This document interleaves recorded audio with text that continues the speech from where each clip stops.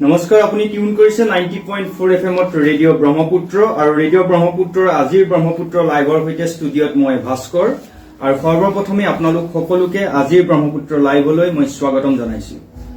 আজি আমি এটা গুৰুত্বপূৰ্ণ বিষয় আলোচনা কৰিবলৈ ব্ৰহ্মপুত্ৰ লাইভৰ যোগেদি প্ৰস্তুতি আৰম্ভ কৰিছো আৰু বিষয়টো হৈছে যে ৰাষ্ট্ৰীয় পথ সুৰক্ষা মাহ 2024 যিটো ৰাষ্ট্ৰীয় পথ সুৰক্ষা মাহ সেয়া 15 জানুৱাৰীৰ পৰা 14 ফেব্ৰুৱাৰীলৈকে পালন কৰা হয় আৰু সেই উপলক্ষতে আপোনাক সজাগ কৰি তুলিবৰ বাবে বা সুৰক্ষা আমি কেনেধৰণে বৃদ্ধি কৰিব পাৰো সেই তেনেধৰণৰ কথা যিবিলাক কথা আমি জানিব লাগে সেই জানিবলগীয়া কথাখিনি আলোচনা কৰিবৰ কাৰণে আজিৰ ব্ৰহ্মপুত্ৰ লাইভত আমি উপস্থিত হৈছো আৰু আজিৰ ব্ৰহ্মপুত্ৰ লাইভত আমি কেইবাগৰাকীও ব্যক্তি আমন্ত্ৰণ কৰি আনিছো বিশেষকৈ পথ সুৰক্ষাৰ এই ব্যৱস্থাটোৰ বিষয়ে আলোচনা কৰিবৰ কাৰণে আমাৰ সৈতে আজিৰ ব্ৰহ্মপুত্ৰ লাইভৰ ষ্টুডিঅ'ত উপস্থিত আছে ৰেডিঅ' ব্ৰহ্মপুত্ৰ ষ্টুডিঅ'ত উপস্থিত আছে শ্ৰীযুত ৰতন হাজৰিকা পথ সুৰক্ষা কৰ্মী আৰু ডিব্ৰুগড়ৰ এগৰাকী জ্যেষ্ঠ সাংবাদিক।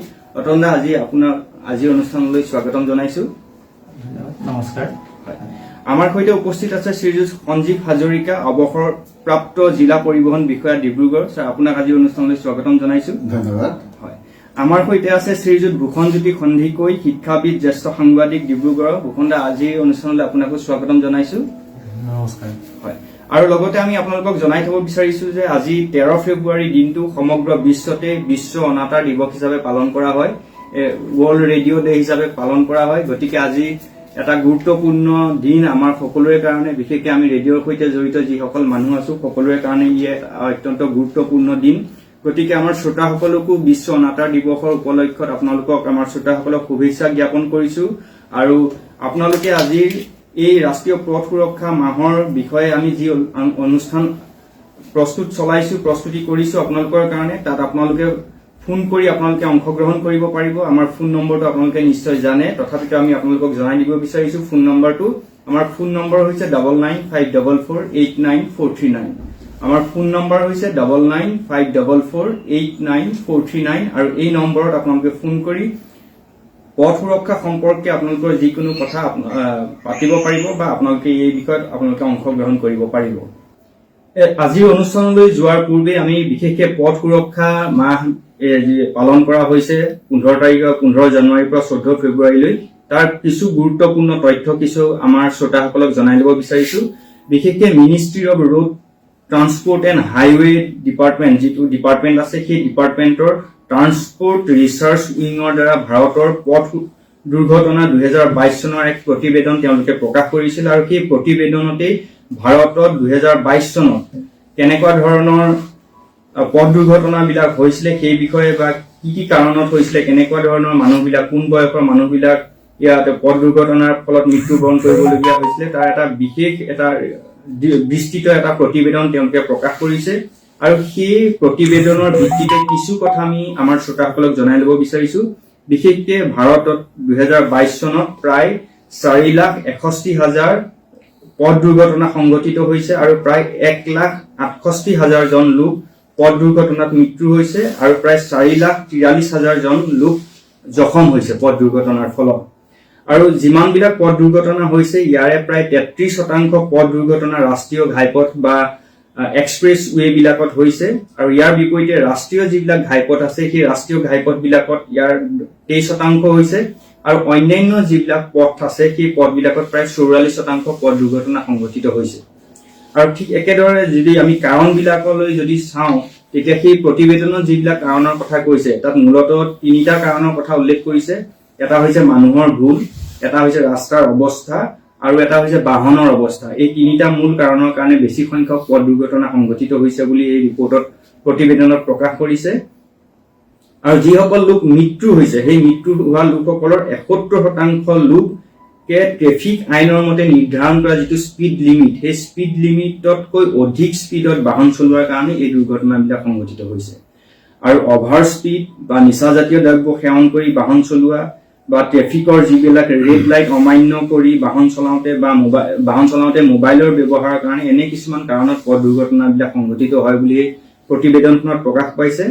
আৰু এতিয়া 2022 চনত যদি আমি বয়স হিচাপে চাওঁ 18 বছৰৰ তলত প্ৰায় 2022 চনত 9,528 জন ব্যক্তি পথ দুৰ্ঘটনা সংঘটিত হৈছে।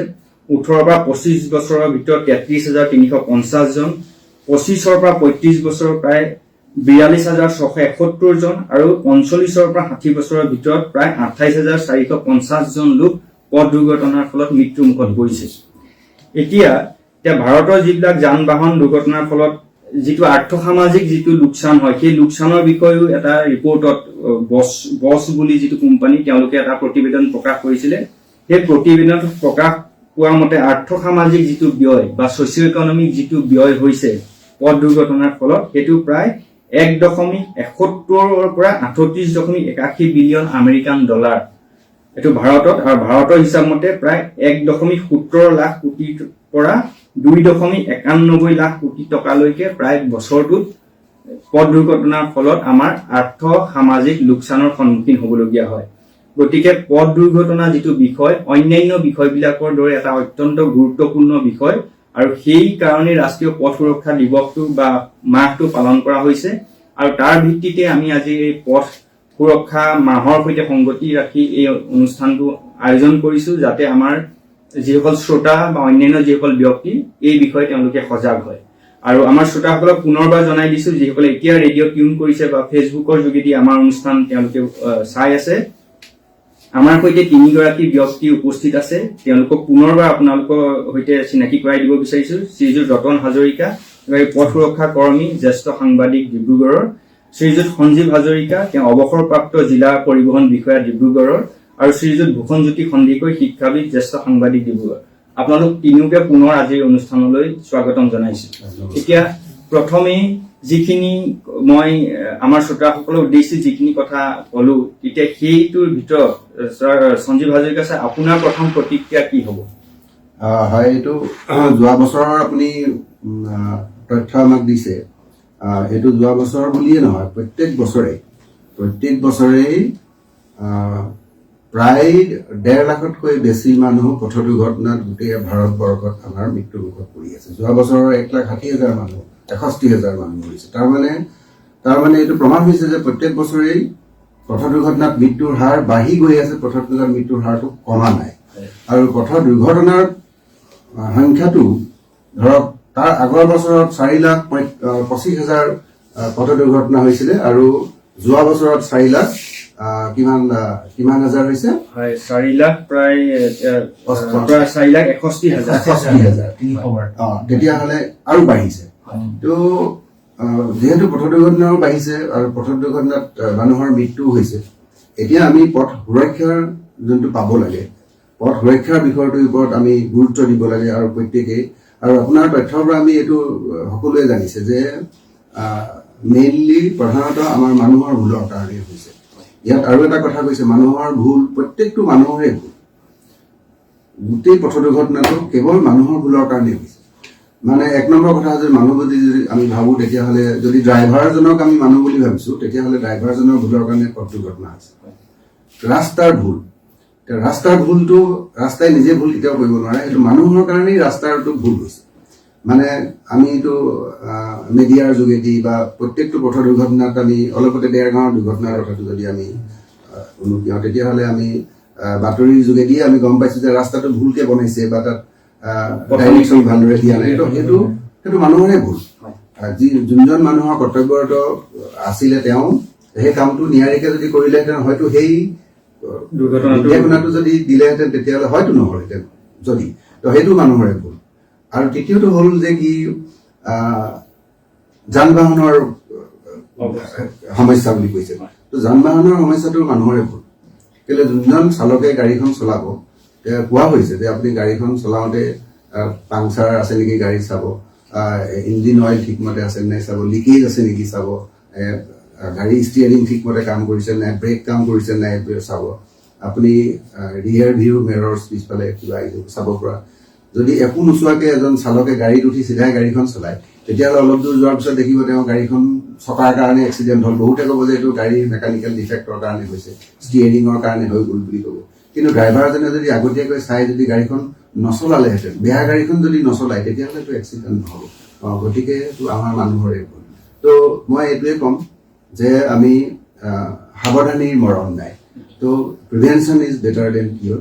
তো গতিকে আমি সাৱধান হ'ব লাগে। প্ৰত্যেকজন ব্যক্তিয়ে ৰাস্তাত খোজকাঢ়ি যোৱাজনেও সাৱধান হ'ব লাগে, আমি গাড়ী চলাই যোৱাজনেও সাৱধান হ'ব লাগে, ৰাস্তাটো বনাওঁতেও আমি সাৱধান হ'ব লাগে, যাতে ৰাস্তাটো যাতে কোনো ধৰণে ভুল নহয় যিসকলে ৰাস্তা বনায়। তো মূলতঃ মানে এইটো হিউমেন এৰৰৰ ভিতৰতে গোটেই বস্তুটো মানুহৰ হিউমেন এৰৰে।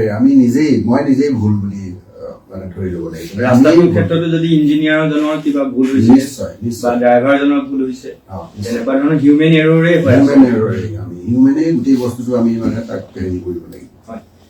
ৰতন হাজৰিকা, আপোনাৰ ওচৰলৈ আহিছো এতিয়া। আপুনি বিশেষকে এগৰাকী পথ সুৰক্ষা কৰ্মী হিচাপে বহু বছৰৰ পৰা কাম কৰি আহিছে। এই বিষয়বিলাকৰ ক্ষেত্ৰত আপুনি খুব সক্ৰিয়ভাৱে জড়িত হৈ আহিছে, বা এতিয়া পথ সুৰক্ষা মাহ হিচাপে আপুনি বিভিন্ন স্থানলৈ গৈ মানুহক যথেষ্ট এই বিষয়ে সজাগ কৰাৰ কাৰণে আপুনি চেষ্টা কৰিছে। এতিয়া মই প্ৰথমেই যিখিনি তথ্য কৈছিলো সেইখিনি মূলতঃ গোটেই ভাৰতৰ এটা তথ্য, আৰু এতিয়া আমি আপোনাৰ পৰা জানিব বিচাৰিছো বিশেষকে অসম আৰু ডিব্ৰুগড়ৰ কথা যদি চাওঁ, এতিয়া পথ দুৰ্ঘটনাৰ ক্ষেত্ৰত অসম আৰু ডিব্ৰুগড়ৰ তথ্যখিনি আপুনি কেনেধৰণে দিব বিচাৰিব আমাৰ ৰাইজৰ কাৰণে?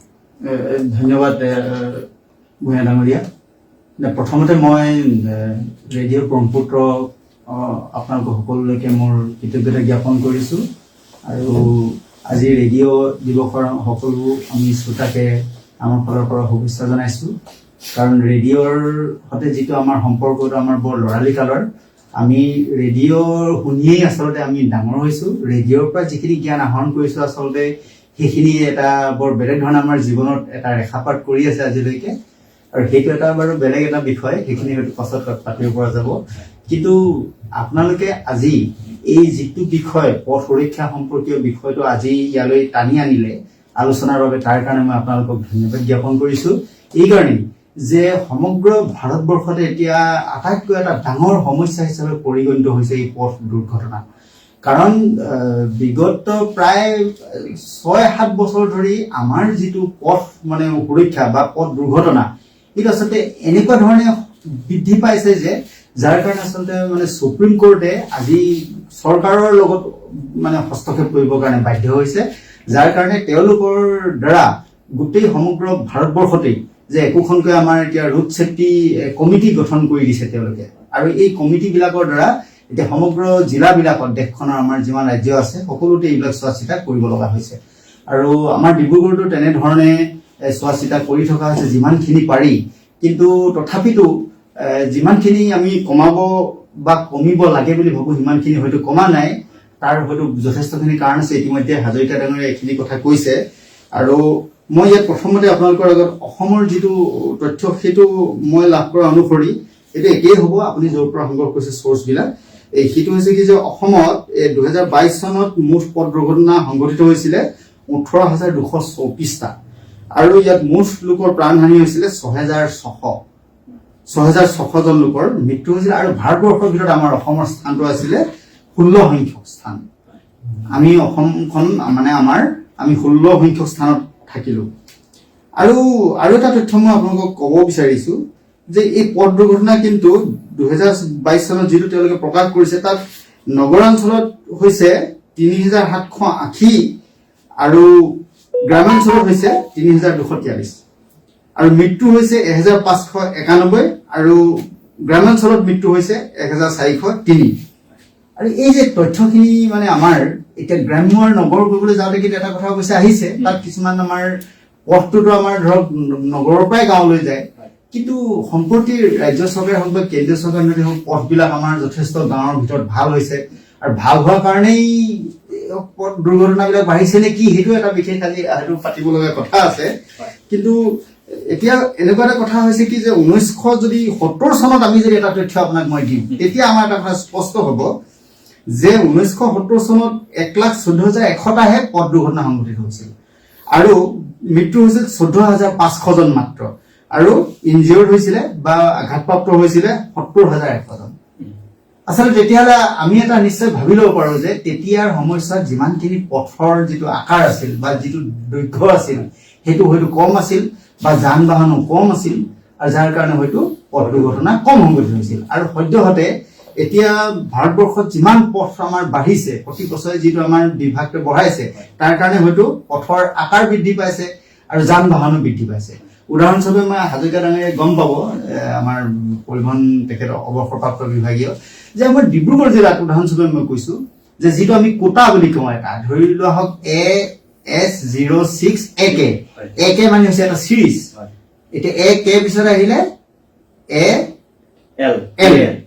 এই 10,000 মানে প্ৰতিটো সিৰিজত 10,000 থাকে আমাৰ ডিব্ৰুগড়খন আচলতে ইমান ধনী জিলা এনেও আমাৰ গোটেই দেশৰ ভিতৰত এখন ধনী জিলা বুলি আমাৰ ডিব্ৰুগড় তিনিচুকীয়া এইটো সকলোৱে জানে যে আমাৰ ডিব্ৰুগড় জিলাত কি হয় ছমাহো নালাগে নহয় নে আপোনাৰ কাৰ্যকালত আপুনি নিজে পাইছে চাগে হাজৰিকা ডাঙৰীয়াই যে 6 মাহ নালাগে যে 10,000 কোটাটো কিন্তু আমাৰ সম্পূৰ্ণ হৈ যায় অৰ্থাৎ একেখিনি ৰাস্তাতে প্ৰতি 6 মাহত 10,000 গাড়ী নতুনকৈ ইয়াত প্ৰৱেশ কৰে আৰু সেইখিনি ইয়াত চলাচল কৰি থাকে পথত ৰাস্তা বহল মানে ৰাস্তা কিন্তু সিমান অনুপাতে সিমানখিনি বহল হোৱা নাই সম্ভৱ হয়তো সেইটো হোৱা গৈ নাই গতিকে এতিয়া দেখা গৈছে কি যে আমাৰ হাজৰিকা ডাঙৰীয়াই কোৱাৰ দৰে যে যিটো মানে মানুহৰ কাৰণে এতিয়া হয়তো এটা কাৰণ হৈছে আৰু পথটো কমাটো এটা কিন্তু কাৰণ আমাৰ কাৰণে কিন্তু হ'ব পাৰে আৰু পথ বহল হৈ যোৱাটো কিন্তু এটা কাৰণ হ'ব পাৰে এতিয়া কোনোটোকে আপুনি এতিয়া নিউজ চাই দিব নোৱাৰে যিটো ৰাস্তা ধৰক আজি মানে ইমানেই বেয়া আছিলে এসময়ত বেয়া হৈ থকাৰ পাছত গাড়ীখন চলালে আপোনাৰ কেতিয়াও এক্সিডেণ্ট বা দুৰ্ঘটনাটো নহয় কিন্তু যেতিয়া স্পীডি চলাব এতিয়া স্পীডি চলালেতো সেইটো নিশ্চয় দুৰ্ঘটনাটো হ'বই এতিয়া স্পীডি চলোৱাৰ ক্ষেত্ৰত ভাৰত চৰকাৰৰ যিটো তথ্য সেইটো আকৌ এটা বেলেগ ধৰণৰ মই 2021 চনৰ এটা তথ্য আপোনালোকৰ আগত ক'ব বিচাৰিছো যে 2021 চনত অতিমাত্ৰা স্পীডত গাড়ী চলোৱাৰ বাবে মুঠ 4,12,432টা দুৰ্ঘটনাৰ ভিতৰত 71.7% সংঘটিত হৈছিল আৰু 2021 চনৰ মুঠ নিহতৰ সংখ্যাৰ 69.6ৰ ভিতৰত তাৰমানে এই কাৰণটোতেই মানে মৃত্যু হৈছিল তাৰপিছত হৈছে কি যে 22 চনত কিন্তু এইটো 72% দুৰ্ঘটনা সংঘটিত হৈছিল তাৰে 67% লোকৰে মৃত্যু হৈছিল এই দ্ৰুত গতিত চালনা কৰাৰ কাৰণে গতিকে এতিয়া এই কথাটো যদি আমি অলপ ভাবিবলৈ যদি যাওঁ তাৰমানে আমি বাহনখনকো কেতিয়াবা অলপ দুখ দিব পাৰো কিন্তু বাহনৰ যিটো দুখ আচলতে আজিকালি অলপ কম বাহনৰ দুখটো কাৰণ কোম্পানীবিলাকক কেন্দ্ৰীয় চৰকাৰে এনেকুৱা ধৰণৰ নিৰ্দেশনা দিছে যিখিনি নিৰ্দেশনা এতিয়া বাহনখনত সোমোৱাৰ লগে লগে নিজে নিজেই ধৰক গাড়ীখনৰ মানে হেৰিবিলাক আপোনাৰ চিট বেল্টটো বান্ধিবৰ কাৰণে এটা নিৰ্দেশনা দিব তাৰপিছত 80 স্পীডতকৈ যোৱাৰ লগে লগে তেওঁ টিমটো এটা ছিগনেল দিব তাৰপিছত 6টা এয়াৰবেগ এতিয়া সম্পূৰ্ণৰূপে তেওঁলোকক দিবই লাগিব বুলি চৰকাৰে বান্ধি দিয়া হৈছে গতিকে মই ভাবো কি যে আজিকালি গাড়ীবিলাকৰ যিটো হেৰি আছে ঠিকেই আছে কিন্তু আমাৰ যিটো মানৱীয় আমাৰ যিখিনি আমি দায়িত্ব আমি পালন কৰিব লাগে এজন ড্ৰাইভাৰ হিচাপে দায়িত্বশীল এজন ড্ৰাইভাৰ হিচাপে সেইটো কৰাত হয়তো আমি ব্যৰ্থ হৈছো তাৰ কাৰণে হয়তো পথ দুৰ্ঘটনাটো অধিক বৃদ্ধি পাইছে সেইটো হ'ব পাৰে হয় ধন্যবাদ এতিয়া ভূপেন আপোনাৰ ওচৰলৈ আহিব বিচাৰিছো বিশেষকৈ এগৰাকী নাগৰিক হিচাপে ডিব্ৰুগড়ৰ আপুনি এগৰাকী নাগৰিক হিচাপে পথ সুৰক্ষাৰ বিষয়টো ডিব্ৰুগড় কেন্দ্ৰিক যদি কথাখিনি সুধো এগৰাকী নাগৰিক হিচাপে পথ সুৰক্ষাৰ বিষয়টো আপুনি ডিব্ৰুগড় কেন্দ্ৰিককে কেনেকে ধৰণে চাব বিচাৰিব আপুনি নিতৌ ঘৰৰ পৰা কলেজলৈ অহা যোৱা কৰে বা অন্যান্য কামত চহৰখনলৈ যায় গাঁৱলৈও যায় গোটেই এই পৰিৱেশটোত পথ সুৰক্ষাৰ বিষয়টো আপুনি কেনেধৰণে চাব ধন্যবাদ ইতিমধ্যে যথেষ্ট গুৰুত্বপূৰ্ণ কথা তথ্য সহকাৰে আলোচনা কৰিছে আমাৰ সঞ্জীৱ হাজৰিকা ছাৰে যথেষ্টখিনি গুৰুত্বপূৰ্ণ কথা ক'লে ৰতন হাজৰিকাই কৈছে অতি গুৰুত্বপূৰ্ণ কথা আৰু আমি সাধাৰণ নাগৰিক হিচাপে ৰাস্তাত যিখিনি নিৰাপত্তা চালক হিচাপে হওক বা পথিক হিচাপে হওক নাগৰিক হিচাপে যান বাহনৰ ক্ষেত্ৰত যিটো নিৰাপত্তা পাব লাগে সেই নিৰাপত্তাটো কিন্তু এতিয়া আছে বুলি আমি ক'ব নোৱাৰোঁ এতিয়া প্ৰথম কথা হৈছে যে কি গাড়ী এখন চলাওঁতে যিটো স্কিল ড্ৰাইভিং যিমান মানুহে গাড়ী চলাই আছে কিনিছে গাড়ী চলাইছে কিন্তু তেওঁলোক একচুৱেলি গাড়ী চলোৱাৰ যিটো দক্ষতা তেওঁলোকৰ আছে নে নাই প্ৰথম কথা হৈছে দক্ষতা নাই মানে স্কিল ড্ৰাইভিংটো আমাৰ ইয়াত নহয় প্ৰথম কথা স্কিল ড্ৰাইভিং নহয় কোনেও স্কিল ড্ৰাইভিং নকৰে ৰাস্তা ধুনীয়া হলেই যে বহুত দূৰ যাব লাগিব সেইটো কথা নহয় এইটো এলেকা কেনেকুৱা এইটো ৰেচিডেঞ্চিয়েল এলেকা নেকি এইটো হাইৱে নেকি এইটো চাবৱে নেকি সেইবোৰ কথা আমাৰতো কোনেও নাজানে ব্যক্তিগতভাৱে গাড়ী চলোৱা মানুহেও নাজানে আৰু হয়তো প্ৰফেচনেল ড্ৰাইভাৰ হয়তো জানে যদিও হয়তো তেওঁ মান্য চলে বা তেওঁ হয়তো কিমান প্ৰফেচনেল তেওঁ ট্ৰেইনিং লৈ মেলি কৰি ড্ৰাইভিং কৰিছে সেইটো কথা নহয় গতিকে এই গোটেই কথাবোৰ যে ৰেছপন্সিবল আৰু মানে স্কিল ড্ৰাইভিংটো আমাৰ কিন্তু এই প্ৰফেচনেল ড্ৰাইভাৰ হওক আৰু নিজৰ ব্যক্তিগত বাহন হওক নাই। সেইটো কাৰণে যান বাহন চলোৱাসকলৰ যাত্ৰীসকলৰ নিৰাপত্তাটো নাইকিয়া হৈছেই যিকোনো মুহূৰ্তত দুৰ্ঘটনা হ'ব পাৰে, আৰু যিসকলে ৰাস্তাত পথিক আছে সেইসকলৰো নিৰাপত্তা নাইকিয়া হৈছে। আৰু দ্বিতীয় কথা হৈছে কি, মানে নাগৰিকৰ যিটো সচেতন ৰাস্তাত কেনেকে খোজকাঢ়িব লাগে, গাড়ীৰ কথা মই বাদ দিলো, ড্ৰাইভাৰৰ কথা বাদ দিলো, সাধাৰণ নাগৰিকে ৰাস্তাটো পাওঁতে ক'ত হ'ব লাগে। এতিয়া থানা চাৰিতে মই দেখিছো যে জেব্ৰা ক্ৰচিং চবফালে দিয়া আছে, কিন্তু কোনেও জেব্ৰা ক্ৰচিং পা নহয়। যদি এইটো কোনোবা পৰা সেইটো ৰাস্তালৈ পাবলে একদম ডাইৰেক্ট মানে কৌণিক, এইটো মোৰ পৰা সেইটো মই আচলতে যাব নালাগে, আকৌ এইটো মোৰ পৰা এইটো মই যাব লাগে। তেওঁ জেব্ৰা ক্ৰচিঙেদি পাৰ হৈ এইটো মোৰ পৰা এইটো মোৰ যাব লাগে। সেইটো তেতিয়া গাড়ীখনৰ চলোৱা মানুহখিনিও ডিষ্টাৰ্ব হয় আৰু তেওঁ নিজেও নিৰাপত্তা নাইকিয়া হয়।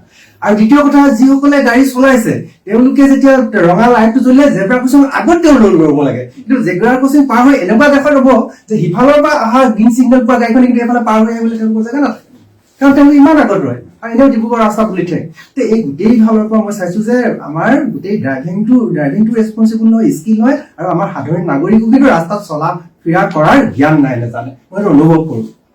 ধন্যবাদ। এতিয়া আচ্ছা, আপোনাৰ ওচৰলৈ আহিব বিচাৰিছো, বিশেষকৈ আপুনি বহু বছৰ এই ব্যৱস্থাটো জিলা পৰিবহণ বিষয়া হিচাপে গোটেই পৰিবহণ ব্যৱস্থাটোৰ সৈতে আপুনি কাম কৰিছে। এতিয়া ভূষণ দাই যিটো কথা কৈছে যে স্কিল আৰু ৰেছপনচিবল ড্ৰাইভিং আৰু জেব্ৰা ক্ৰচিঙৰ পৰা অন্যান্য কৰি যিখিনি ট্ৰেফিক নিয়ম কানুন পালন কৰিব লাগে, এই গোটেই কথাখিনিক লৈ আপোনাৰ যিটো অভিজ্ঞতা হৈছে সেই অভিজ্ঞতাৰ পৰা আপুনি কওকচোন, কি কথাবিলাক আপুনি দেখা পাইছে বিশেষকৈ আমাৰ নাগৰিকৰ যিটো ৰেছপনচিবল নাগৰিক, দায়িত্ব সম্পন্ন নাগৰিক হিচাপে তেওঁলোকৰ যিখিনি আচৰণ থাকিব লাগে সেইখিনি ক্ষেত্ৰত আপুনি কি দেখা পাইছে? আচলতে আমি যদি গাড়ী চালক বুলি ক'বলৈ যাওঁ তেতিয়াহ'লে চালকজনো নাগৰিক, কোনোবাই যদি ৰাস্তাত চাইকেল চলাই গৈছে তেওঁ নাগৰিক, খোজকাঢ়ি যদি কোনোবাই গৈছে তেখেতো নাগৰিক। প্ৰত্যেকজনে হ'ল আমি একোজন পথৰ ব্যৱহাৰকাৰী, ৰোড ইউজাৰ। এতিয়া আমি যদি সজাগতাৰ দিশটো যদি চাওঁ পথ সুৰক্ষাৰ বিষয়ে, আমাৰ সজাগতাৰ অভাৱ। আমাৰ সন্দিকৈ ডাঙৰীয়া যোনটো কথা কৈছে মই একদম একমত। স্কিল ড্ৰাইভিং আমাৰ ইয়াত মানুহে স্কিল ড্ৰাইভিং নকৰে। তো স্কিল ড্ৰাইভিং মানে হ'ল যে আমি যে কৈ আছো যে 71% এক্সিডেণ্ট হাই স্পীডৰ কাৰণে হৈছে, তো সেইটো হ'ল স্কিল ড্ৰাইভিঙৰ অভাৱৰ কাৰণে।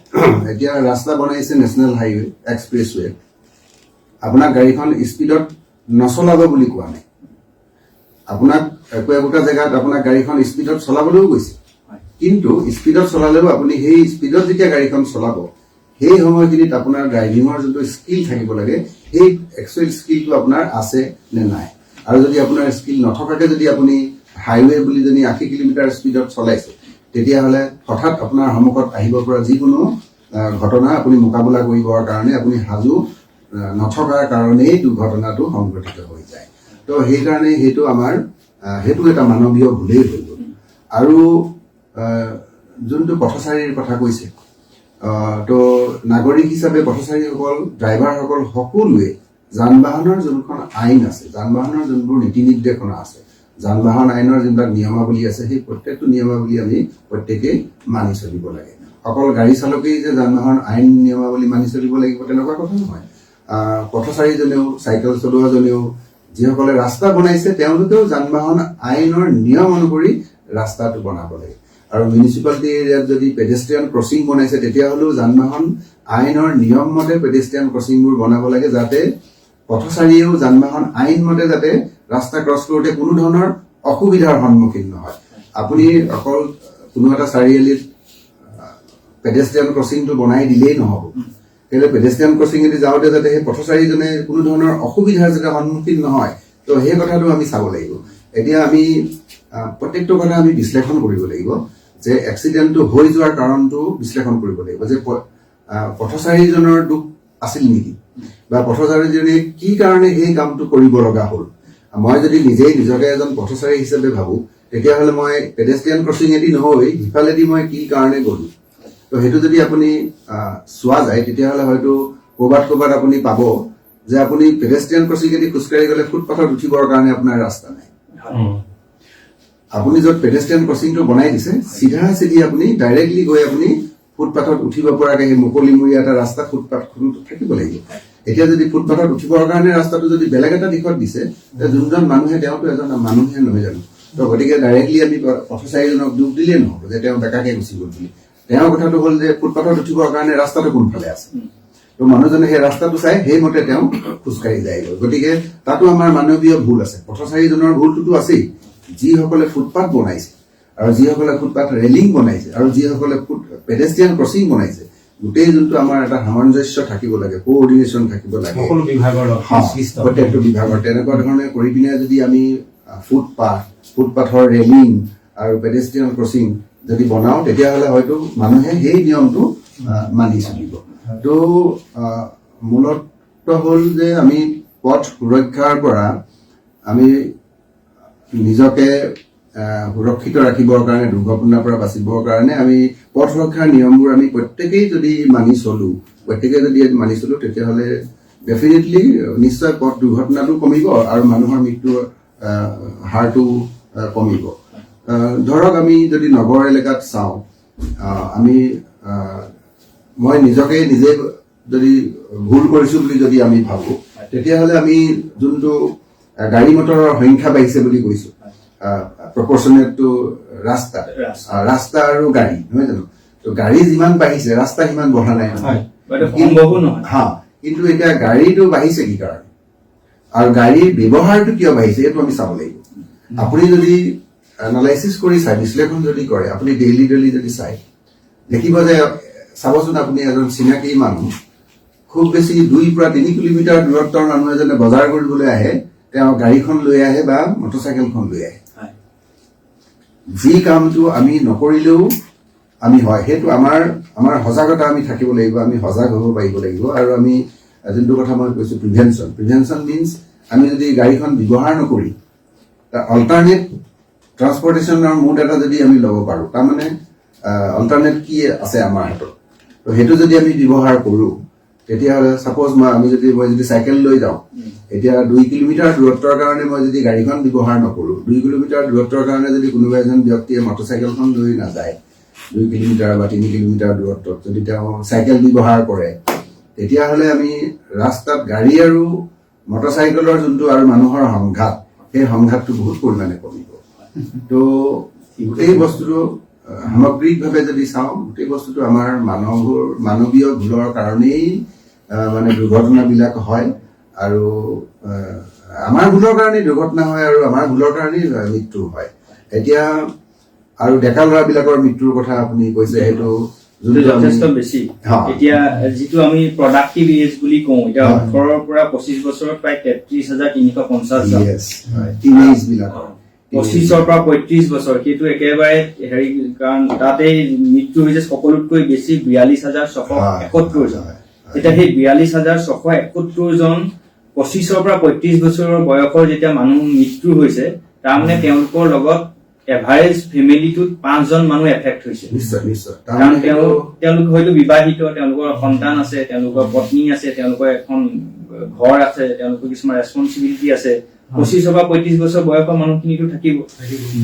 আমাৰ নৱপ্ৰজন্ম, আমাৰ ভৱিষ্যতৰ নাগৰিক, আমাৰ সমাজ গঢ়োতা, দেশ গঢ়োতা, আমাৰ সমাজখন কোনোৱে আমাৰ সমাজৰ গুৰি ধৰিব পাৰিলেহেঁতেন হয়তো। তেওঁলোকৰ ওপৰতে হয়তো গোটেই ঘৰখন নিৰ্ভৰশীল। মানে যেতিয়া এটা দুৰ্ঘটনা সংঘটিত কোনো লোকৰ মৃত্যু হয়, তেতিয়া সেই পৰিয়ালটোৱেহে কি দুখ হয় সেইটো অনুভৱ কৰা যায়। এতিয়া মই এইখিনিতে মানে এটা কথা ক'ব বিচাৰিছোঁ, আমাৰ হাজৰিকাৰ লগত ক'লে যে আমাৰ যিটো ড্ৰাইভাৰৰ স্কিলৰ কথা কোৱা হৈছে, দক্ষতাৰ কথা কোৱা হৈছে, আচলতে ৰাজ্য চৰকাৰে হওক বা ৰাজ্য চৰকাৰে, বিশেষকৈ অসমৰ কথা মই ক'ব বিচাৰিছোঁ, আমাৰ বাহিৰৰ ৰাজ্যত কিন্তু যিটো ড্ৰাইভাৰৰ যিটো স্কিল, সেইটো পৰীক্ষাটো যথেষ্ট টাফ বুলি ক'ব লাগিব, বহুত কঠিন।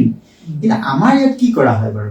এটা মানে তেওঁলোক এটা ঠিক কৰি দিয়া হয়, এটা এটা ঠিক কৰি দিয়া হয়, আৰু সেইফালেদি ধৰক সোমালে আৰু বেক কৰি সোমোৱালে, আৰু তাৰপিছত উলিয়াই লৈ ইণ্ডিকেটৰ দিলে, আৰু তাৰপিছতে তেওঁ ড্ৰেছটো ঠিকেই পিন্ধিছে নে নাই, তাৰপিছত জোতা পিন্ধিছে নে নাই, চিট বেল্ট মাৰিছে নে, এইকেইটা চাই তাৰপিছত দুটামান প্ৰশ্ন সুধি তেওঁলোকক মানে চাইনেজ কেইটাৰ কথা সুধি তেওঁলোকক লাইচেন্সখন দিয়া হয়। এইটো হৈছে আমাৰ আজি বিগত কিমান বছৰে আমি দেখি আহিছোঁ যে এইটোৱে হৈছে লাইচেন্স এটা পোৱাৰ নিয়ম। কিন্তু প্ৰকৃততে আচলতে সেইটোৱে এজন স্কিল ড্ৰাইভাৰৰ মানে এটা মানে লাইচেন্স পোৱাৰ বা মানে অনুজ্ঞাপত্ৰ পোৱাৰ আচলতে ভিত্তি হ'ব নালাগে। ইয়াৰ কাৰণে আমাৰ হাজৰিকা নিশ্চয় জানে কথাটো যে বাহিৰৰ ৰাজ্যত, আমাৰ অসমৰ বাহিৰৰ ৰাজ্যত, বিশেষকৈ আমাৰ কৰ্ণাটকে হওক বা অন্ধ্ৰপ্ৰদেশতে হওক, ইয়াত আচলতে এনেকুৱা ধৰণৰ হয় কি যে 10 কিলোমিটাৰ মান মানে এটা প্লট এটাত তেওঁলোকে এক হেৰি প্ৰস্তুত কৰে, তেওঁলোকে কৃত্ৰিম মানে এখন টাউন প্ৰস্তুত কৰে। আৰু সেই তাৰ ভিতৰত সোমাওতে তেওঁলোকে গাড়ীখন লৈ সোমাবলৈ দিব, তাতেই থাকিব গাঁও, ধৰক গাঁৱৰ ৰাস্তা থাকিব, তাতেই ট্ৰেইনৰ ৰাস্তা থাকিব, তাতেই ৰঙালাইট থাকিব, তাতেই সকলোবিলাক থাকিব, চিম্বলবোৰ থাকিব। আৰু সেই মৰ্মে তেওঁ গাড়ীখন চলাই 10 কিলোমিটাৰ দূৰত্ব তাত সোমাই যাব আৰু ওলাই আহিব। ওলাই অহাৰ লগে লগে তেওঁ পাছ নে ফেইল কৰি এটা কমপ্লিট ড্ৰাইভিং ট্ৰেইনিং ইনষ্টিটিউট, যিটো অসমত এতিয়া এটাও হোৱা নাই।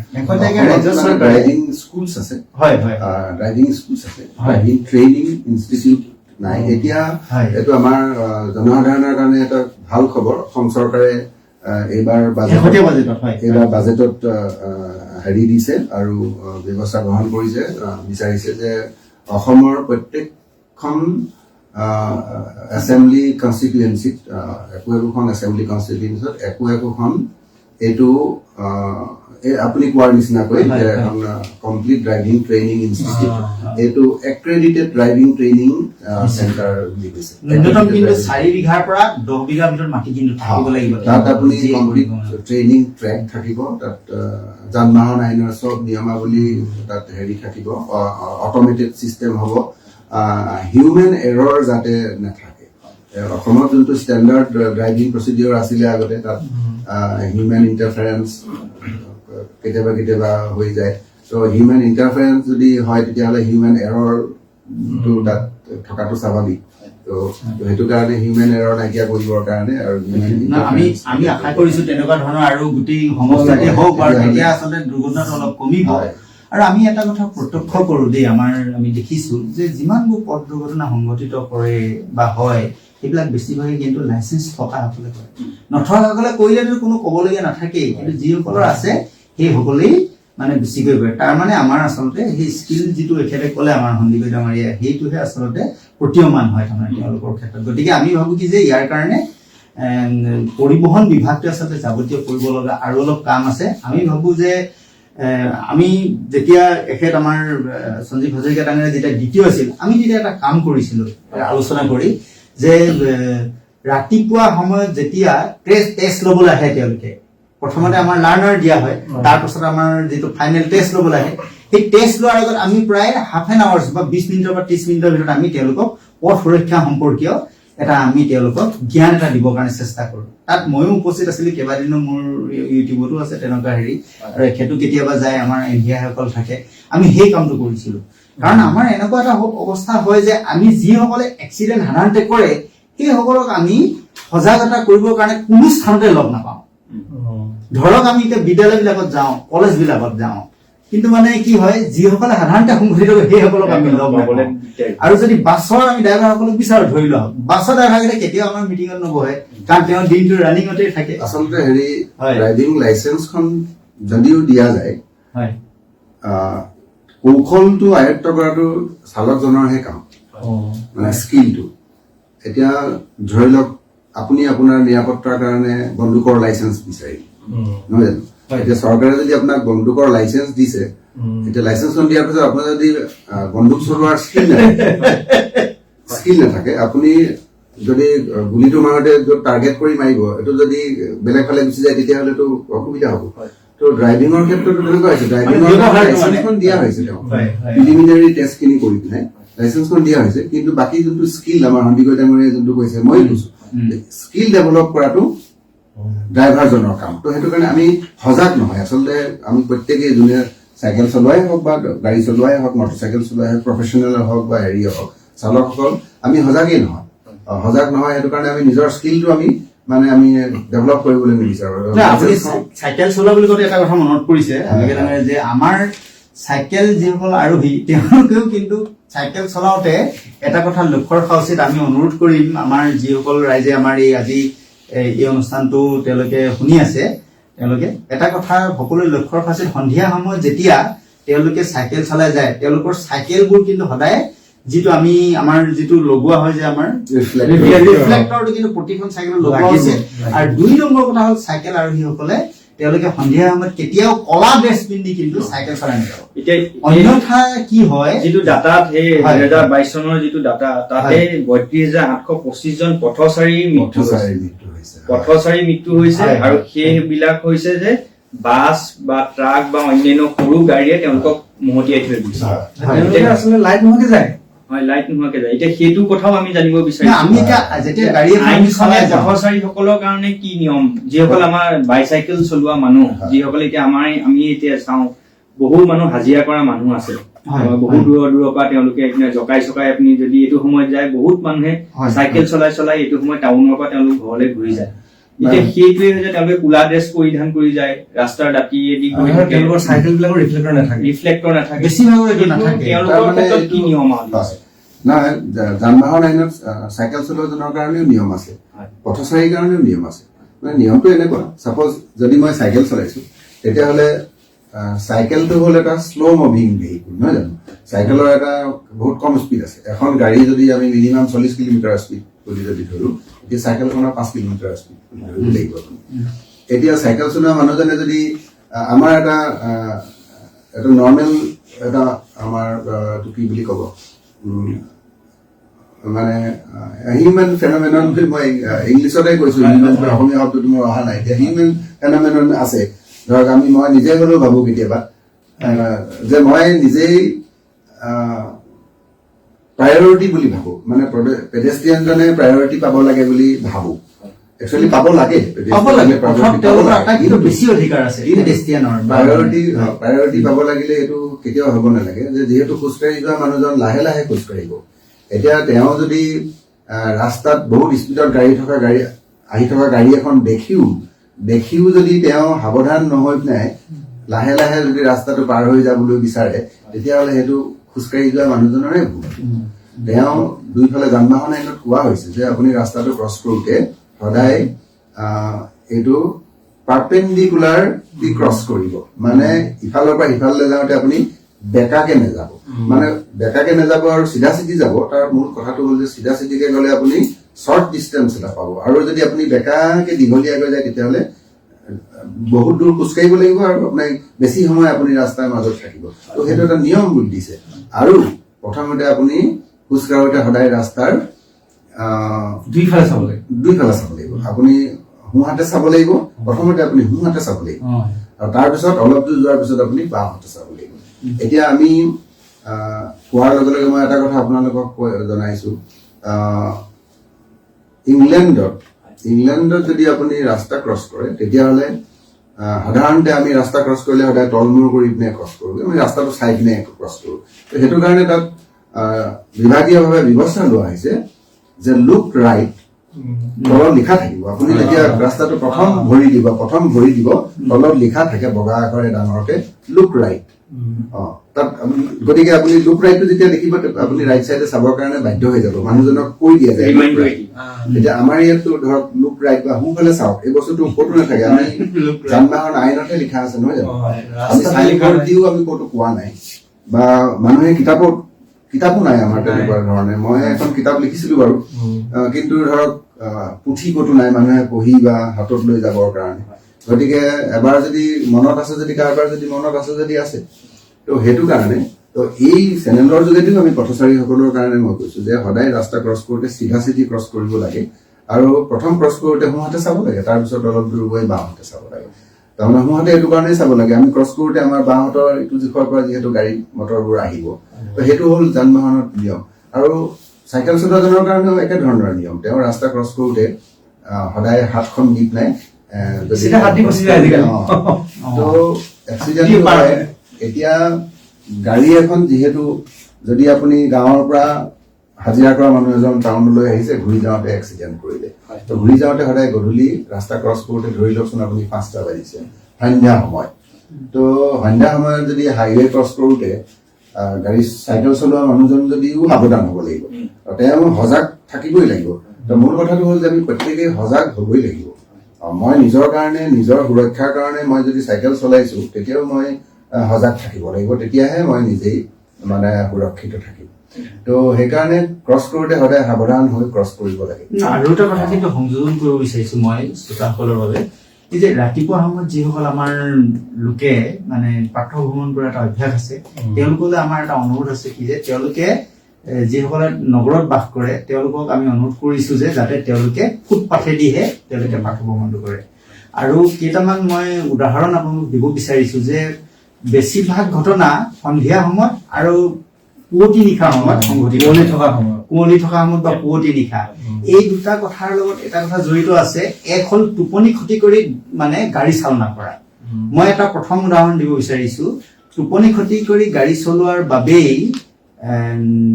আজি 2 বছৰ আগতে চাবুৱাৰ পৰা এখন তেওঁলোকে গোটেই নিশা ভাওনা কৰিছিল ভাওনা কৰি এখন ভানত কেইবাগৰাকী গৈছিলে গৈ তেওঁলোকে আমাৰ খোৱাঙৰ ৰঙালা বজাৰ তাত মুখামুখি এটা সংঘৰ্ষ হৈ তাতেই 5 জন লোকৰ মৃত্যু ঘটিলে পিছত যিজন 6 নম্বৰ গৈছে তেওঁৰ মৃত্যু ঘটিল সেইটো এটা ঘটনা আৰু দ্বিতীয় হ'ল টোপনি ক্ষতি কৰি আৰু তেনেকুৱা আছে বিচিপিএলৰ যিটো ঘটনা সেইটো এটা টোপনি ক্ষতি বুলি ক'ব পাৰি ধেমাজি মানে পৰা মানে বৰযাত্ৰী কঢ়িয়াই আনিছিল এখন বলেৰো আৰু বলেৰো খনত আহিছিল দৰা আৰু লগত আৰু কেইবাগৰাকী আছিল আত্মীয় আৰু তেওঁলোক গৈ আছিলে কুতুহা গাঁওখনলৈ আৰু তেওঁলোকে ৰাতি 1 নম্বৰ কথা মদ খাই মানে গাড়ী চলাইছিল আৰু 2 নম্বৰ কথা তেওঁলোকৰ টোপনি ক্ষতি আছিল টোপনি ক্ষতি হোৱাৰ কাৰণে আহি আমাৰ এই লেপেটকটাৰ ঠিক থানাৰ যিটো আউটপোষ্ট আছে তাৰ কাষতেই এখন ৰখাই থোৱা ডাম্পাৰত তেওঁলোকে ডাম্পাৰ নহয় ট্ৰেইলৰ আছিল এখন তাত খুন্দা মাৰি তেওঁলোকৰ থিতাতে মানে মৃত্যু হৈছে গতিকে আমাৰ খোজ কঢ়াটো এটা কথা আৰু টোপনি ক্ষতি কৰি ৰাতিপুৱা সময়ত আচলতে নাইট ছুপাৰ পৰা মই কোৱা নাই যে নাইট ছুপাৰে দুৰ্ঘটনা সংঘটিত কৰে বহুত গাড়ী আছে যি মানে টোপনি ক্ষতি কৰি ৰাতিপুৱা সময়ত সেইফালে পাৰ হৈ যায় ধৰক তেনেকুৱা এজন ভাল ব্যক্তি আমাৰ মই নাম নকওঁ আৰু ক'বলৈ খুব দুখ লাগে তেওঁ প্ৰায় 4 বছৰমান কোমাত থাকি মৃত্যুবৰণ কৰিলে তেনেকৈ ৰাস্তাত তেওঁ মহতিয়াত হৈ গ'ল আৰু বহুত লোকৰ মৃত্যু হৈছে ৰাতিপুৱা প্ৰাতঃ ভ্ৰমণ কৰিবলৈ গৈ প্ৰাতঃ ভ্ৰমণৰ এটা হয় আৰু বিশেষকৈ কানিমুনি সময় তেতিয়া সন্ধিয়া সময়ত আৰু একেবাৰে পুৱতি মানে একেবাৰে ৰাতিপুৱা আমাৰ 3-4 মান বজাত যেতিয়া কোনোবা মানুহ ওলাই যায় তেতিয়া অলপ দিনৰ আগতে দেৰগাঁৱৰ যিটো ঘটনা হ'ল সেই তেনেকুৱা কিছুমান পুৱতি নিশাৰ ঘটনা আৰু দেৰগাঁও ঘটনাটো ঠিক মানে সুৰাপান কৰাৰ কথাটো জড়িত আছে কিন্তু এটা সময় থাকে যে 4-3 একেবাৰে কানিমুনি সময়টো মানে ভ্ৰমণ কৰাটো ঘৰৰ পৰা ওলাই অহাটো সেইটো এটা সময়ৰ মানে কাৰণ সেইটো সময়ত পোহৰটো পৰ্যাপ্ত ঠাণ্ডাকালি সেই নিশা কুঁৱলীটো বহুত বেছি থাকে ডাঠ কুঁৱলী সেই নিশা কুঁৱলীটো ডাঠ হয় এতিয়া ডাঠ কুঁৱলীত কি হয় এতিয়া আমি যদি কাৰণবোৰ চাবলৈ যাওঁ আমি সজাগ হ'বৰ কাৰণে কেনেকে গাড়ীখন চলাব লাগে কুঁৱলী এতিয়া নিজে বাচিবৰ কাৰণে যদি মই তেনেকুৱা ধৰণৰ মোৰ অভ্যাস আছে সদায় মোৰ সাপোজ ৰেগুলাৰলি মই ডিউটিলৈ যাব লাগে তো মই যাবই লাগিব গাড়ী চলাবই লাগিব তো নিজে সাৱধান মোৰ যদি গাড়ী আছে তেতিয়াহ'লে এইটো আমি সকলোকে মই আপোনাৰ চেনেলৰ যোগেদি আমি অনুৰোধ জনাম যে তেখেতলোকক নিজৰ সুৰক্ষাৰ কাৰণে আপোনাৰ গাড়ীখনত আপুনি আগফালে পিছফালে গাড়ী ছাইডত ধুনীয়াকৈ আপুনি ৰিফ্লেক্টৰ লগাই ল'ব লাগে তেতিয়াহ'লে কি হয় ৰিফ্লেক্টৰ লগালে আপোনাৰ গাড়ীখনত বেলেগ এখন গাড়ীয়ে দূৰৰ পৰাই গম পাব যে এখন গাড়ী আহিছে তো আপুনি যদিও এক্সিডেণ্ট নকৰে বেলেগ এখন গাড়ীও আপোনাক খুন্দিয়াব পাৰে গতিকে সেই গাড়ীখনে যদি দূৰৰ পৰাই যদি আপোনাক দেখা পায় তেতিয়াহ'লে সেই গাড়ীখনৰ ড্ৰাইভাৰজনেও সাৱধান হৈ যাব তো আপুনিও বাচি থাকিব মানে যদি গতিকে সেইটো আমি নিজৰ ধৰণে লোৱা সুৰক্ষা আমি নিজকে আমি সজাগ হ'ব লাগিব আৰু ৰাস্তাবিলাকতো সেইটো কাৰণে ৰাস্তাবিলাক বনাওঁতে সদায় ৰাস্তাৰ মাজত যদি ডিভাইডাৰ আছে তেতিয়াহ'লে নিৰ্দিষ্ট ঠাইত মানে পৰ্যাপ্ত পৰিমাণে ৰিফ্লেক্টৰ লগাই থ'ব লাগে পৰ্যাপ্ত পৰিমাণে ৰিফ্লেক্টৰ লগাব লাগে যাতে যিমান আন্ধাৰত হ'লেও আপুনি দূৰৰ পৰাই যাতে গম পায় যে এইটো কিবা এটা অবজেক্ট তাত আছে যদি অবজেক্ট আছে বুলি গম পায় আৰু ৰখাই থোৱা গাড়ীবিলাক যিসমূহ গাড়ী ৰাস্তাত ৰখাই থয় তো সেই গাড়ীবিলাকত যদি ৰিফ্লেক্টৰ নাথাকে তেতিয়াহ'লে যদি 3টা বজাত গাড়ীখন ৰখি আছে আপুনি এনেকুৱা কুঁৱলীৰ মাজত যদি যায় তেতিয়াহ'লে আপুনি একদম ওচৰ গৈ নোপোৱালৈকে আপুনি গম নাপায় যে গাড়ী এখন ৰখি আছে তো সেইটো কাৰণে গাড়ীবিলাকত ৰিফ্লেক্টৰ লগোৱাটো খুবেই প্ৰয়োজন ৰাতিৰ কাৰণে ৰিফ্লেক্টৰ আৰু ব্ৰেক লাইট আৰু ফ্ৰণ্ট লাইট পাৰ্কিং তো এইবিলাক মেণ্ডেটৰীভাৱে থাকিব সেইকাৰণে যান বাহন আইনত নিয়মেই কৰি দিছে যে সেইটো আপুনি থাকিবই লাগিব থাকিব লাগিব, কিন্তু আমি বহুতে ইগনৰ কৰোঁ। তো নিজৰ গাড়ীখনতো লগাব লাগে, প্ৰত্যেকেই নিজৰ গাড়ীত লগাব লাগে, প্ৰত্যেকেই। মানে সেইটো কমাৰ্চিয়েল গাড়ী হলেও গাড়ীৰ মালিকে সেইটো লগাব লাগে, প্ৰাইভেট গাড়ী হলেও লগাব লাগে, আপুনি মটৰচাইকেলতো লগাওক, তেতিয়াও আপোনাক দেখা পাব। আপুনি যদি চাইকেল চলাইছে, এতিয়া আমাৰ গাঁৱৰ পৰা অহা মানুহবিলাক ঘৰৰ পৰা 4টা-5টা বজাত ওলায়, আহি চাইকেল চলাই আহি টাউন পাবহি 7টা বজাত হাজিৰা কৰিবৰ কাৰণে। তো ৰাতিপুৱাতে ওলাই আহিছে তেওঁ, তো ৰাতিপুৱাতে যিহেতু সদায় ওলাই আহে তেওঁ, গতিকে তেওঁ চাইকেলত আগফালে পিছফালে আজিকালি মেনুফেকচাৰ কৰোঁতে তাত সৰু টুকুৰা এটা যদিও লগাই দিয়া থাকে, তথাপিতো আপুনি এডিচনেলি যদি লগাই লয় নিজৰ সুৰক্ষাটো আপুনি মানে প্ৰায় সংখ্যক মানুহে পুৰণা বাইচাইকেল বিলাক তেওঁলোকে চলাই, তাত যিবিলাক আমাৰ পিছনে এটা ব্ৰেক লাইট থাকে চাইকেল বিলাকত, কিন্তু সেইটো প্ৰায় সময়ত সেইটো নাইকিয়া হৈ যায় বা ভাঙি থাকে। এইবিলাক মানে একদম নিম্নতম সুৰক্ষা সঁজুলি, একেবাৰে মিনিমাম হেৰিটো যদি আমি মেইনটেইন কৰোঁ, তেতিয়াহ'লে এক্সিডেণ্টৰ পৰা আমি বাচিম। আৰু ৰাতিপুৱাৰ সময়ত এক্সিডেণ্টবোৰ সদায় মানে প্ৰাণনাশক হয়, ফেটেল হয়। গতিকে সেইটো বহুত বহুত বেদনাদায়ক, গতিকে সেইটোৰ পৰা বাচি থাকিবলৈ হ'লে আমি প্ৰত্যেকেই মানে সজাগ হ'বই লাগিব। হয়, আপোনালোকে শুনি আছে 90.4 FM আজিৰ ব্ৰহ্মপুত্ৰ লাইভ, আৰু ব্ৰহ্মপুত্ৰ লাইভত আজি আমি ৰাষ্ট্ৰীয় পথ সুৰক্ষা মাহৰ সম্পৰ্কীয় বিভিন্ন কথা আমি আলোচনা কৰি আছো। আৰু আপোনালোকৰ যদি কিবা প্ৰশ্ন আছে তেতিয়া আপোনালোকে আমালৈ ফোন কৰিব পাৰিব। আমাৰ নম্বৰ 9954489439। এতিয়া পুনৰ অন্য এটা কথালৈ আহোঁ, বিশেষকে যিবিলাক আমাৰ আজি এতিয়া ডিব্ৰুগড়তে যদি আমি চাওঁ, এতিয়া কিছু বছৰৰ পৰা বিশেষকে আমাৰ যিবিলাক ৰাষ্ট্ৰীয় ঘাইপথৰ সংখ্যাটো যথেষ্ট পৰিমাণে বাঢ়িছে, বিভিন্ন ধৰণে বাঢ়িছে। আৰু এই ৰাষ্ট্ৰীয় ঘাইপথ বিলাকত বিশেষকে আমি যদি এতিয়া খনিকৰৰ পিনলৈ চাওঁ, সেই পিনলৈ আজিকালি পথ দুৰ্ঘটনাটো খুব বেছিকে হোৱা দেখা পোৱা গৈছে। বা অন্যান্য আমি ডিকমৰ পিনে যিটো এতিয়া হাইৱে বাইপাছটো হ'ল, তাতো সময়ে সময়ে পথ দুৰ্ঘটনাৰ সংখ্যাটো বাঢ়ি যোৱা দেখা পাইছো। এতিয়া যেতিয়া কোনো এজন চালকে ৰাষ্ট্ৰীয় ঘাইপথ এটাত মানে বাহন চলায়, সেই সময়ছোৱাত তেওঁ মানি চলিবলগীয়া প্ৰাথমিক নিয়মবিলাক কি কি হয়, বিশেষকে ৰাষ্ট্ৰীয় ঘাইপথত আপুনি যদি মটৰচাইকেল চলাইছে, মটৰচাইকেল চলোৱাজনে প্ৰথম কথা হ'ল যে আপুনি মটৰচাইকেলখনত উঠাৰ লগে লগে আপুনি হেলমেট পিন্ধাৰ অভ্যাস কৰক। আপুনি অভ্যাস কৰক। আৰু লগতে বেলডাল হেলমেটৰ বেল্টটো লগাবই লাগিব। আমাৰ প্ৰায় দেখো মানে এইটো কেতিয়াও হ'ব নালাগে যে মই নিয়মটোহে মানিছো। একচুৱেলি নিয়মটো, মই যদি এজন মটৰচাইকেল চালক হয় তেতিয়াহ'লে নিয়মটো চৰকাৰে মোৰ কাৰণেহে বনাইছে, সেইটো চৰকাৰী নিয়ম বুলি নহয়, চৰকাৰে মোক সুৰক্ষা ৰাখিবৰ কাৰণেহে নিয়মটো বনাইছে। আমি প্ৰত্যেকে যদি যেনেকে ভাবো নিয়মটো মোৰ কাৰণে হয়, প্ৰত্যেকজন মানুহৰ কাৰণে চৰকাৰে বনাইহে দিছে নিয়মটো, পালন কৰাৰ দায়িত্বটো হ'ল মোৰ, পালন কৰাৰ দায়িত্বটো আমাৰ। মটৰচাইকেল চলাওঁতে হেলমেটটো ভালদৰে পিন্ধাটো সেইটো মোৰ দায়িত্ব। আৰু যদি মই পিন্ধো তেতিয়াহ'লে মই এক্সিডেণ্ট হ'লেও মৃত্যুৰ পৰা আপুনি 60% চান্স আছে যে আপুনি মৃত্যুৰ পৰা আপুনি বাচিব। একদম কম স্পীডত যদি এখন মটৰচাইকেলৰ এক্সিডেণ্ট হয় তেতিয়াও আপোনাৰ মৃত্যু হ'ব পাৰে যদি আপুনি হেলমেট নিপিন্ধে। আৰু এইটো কাৰণে মৃত্যু হ'ব পাৰে, আপুনি যদি বাগৰি পৰে তেতিয়াহ'লে আপোনাৰ মাথাটো যদি কোনোবা টান কিবা এটা অবজেক্টত যদি খুন্দা মাৰি যায় তেতিয়াহ'লে আপোনাৰ এক্সিডেণ্টত আপুনি মৃত্যু হ'ব পাৰে। তো লগতে মানে কৈ থওঁ, মৃত্যুৱেই, কিন্তু যেতিয়া 2-3 মাহ কমাত থাকি আৰু বেদনাদায়ক, সেইটো গোটেই পৰিয়ালটোৰ কাৰণে, টকা পইচা, সেইকাৰণে সেইটো আমি 1 নম্বৰ আপুনি সজাগ হ'ব লাগিব মটৰচাইকেল চলাওঁতে। তো গাড়ী যদি চলাইছে আপুনি তেতিয়াহ'লে আপুনি কমাৰ্চিয়েল হওক বা প্ৰাইভেট হওক, নিজৰ সুৰক্ষাৰ কাৰণে সন্মুখত বহা 2জন ড্ৰাইভাৰ আৰু কিনাৰ 2জনে যাতে চিট বেল্টটো লগোৱাৰ অভ্যাস কৰে। তো সেইটো যদি আপুনি প্ৰেক্টিচ কৰে, আৰু এটা বস্তুটো ইউনিভাৰ্চেল ট্ৰুথ, সেইটো practice makes a man perfect, নহয় জানো? অভ্যাস যদি কৰে আপোনাক তেতিয়াহ'লে আপুনি পাৰফেকশ্যন আহিব। আপুনি যদি প্ৰেক্টিচ কৰি থাকে তেতিয়াহ'লে দেখিব আপুনি মটৰচাইকেলত বহাৰ লগে লগে আপোনাৰ হেলমেটটো অট'মেটিক আপুনি হেলমেটটো পিন্ধিব। তাৰ মানে হ'ল যে আপুনি নিজৰ সুৰক্ষাটো আপুনি নিজেই ল'লেই অলৰেডি। আৰু গাড়ীত বহাৰ লগে লগে আপুনি অট'মেটিক আপোনাৰ আহি যাব চিট বেল্টটো লাগিলে, তাৰমানে এক্সিডেণ্ট হ'লেও আপুনি মৃত্যুৰ পৰা বাচিব। তো সেইটো আপুনি নিজৰ সুৰক্ষাটো আপুনি 1 নম্বৰ নিজেই ল'লেই। আৰু বাকীটো হৈ গ'ল যেতিয়া আপুনি স্পীডত চলাব গাড়ীখন, আমি আগতেও আলোচনা কৰিছো যে যোনটো স্কিল, তো আপোনাৰ স্কিল আছে নে নাই সেইটো আপুনি নিজেই পৰীক্ষা কৰি ল'ব লাগিব। আৰু সদায় প্ৰেক্টিচ কৰিলে আপোনাৰ স্কিল আহিব।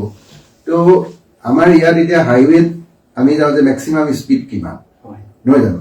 মেক্সিমাম স্পীড 80 কিলোমিটাৰ, সেইটো আমি প্ৰথমতে ভাবো যে মেক্সিমাম স্পীড 80 কিলোমিটাৰ। কিন্তু আপুনি যদি বাহিৰৰ কাণ্ট্ৰিত যদি যায় তেতিয়া আপুনি দেখিব তাত আপোনাক মিনিমাম স্পীড মেইনটেইন কৰিবলৈ দিছে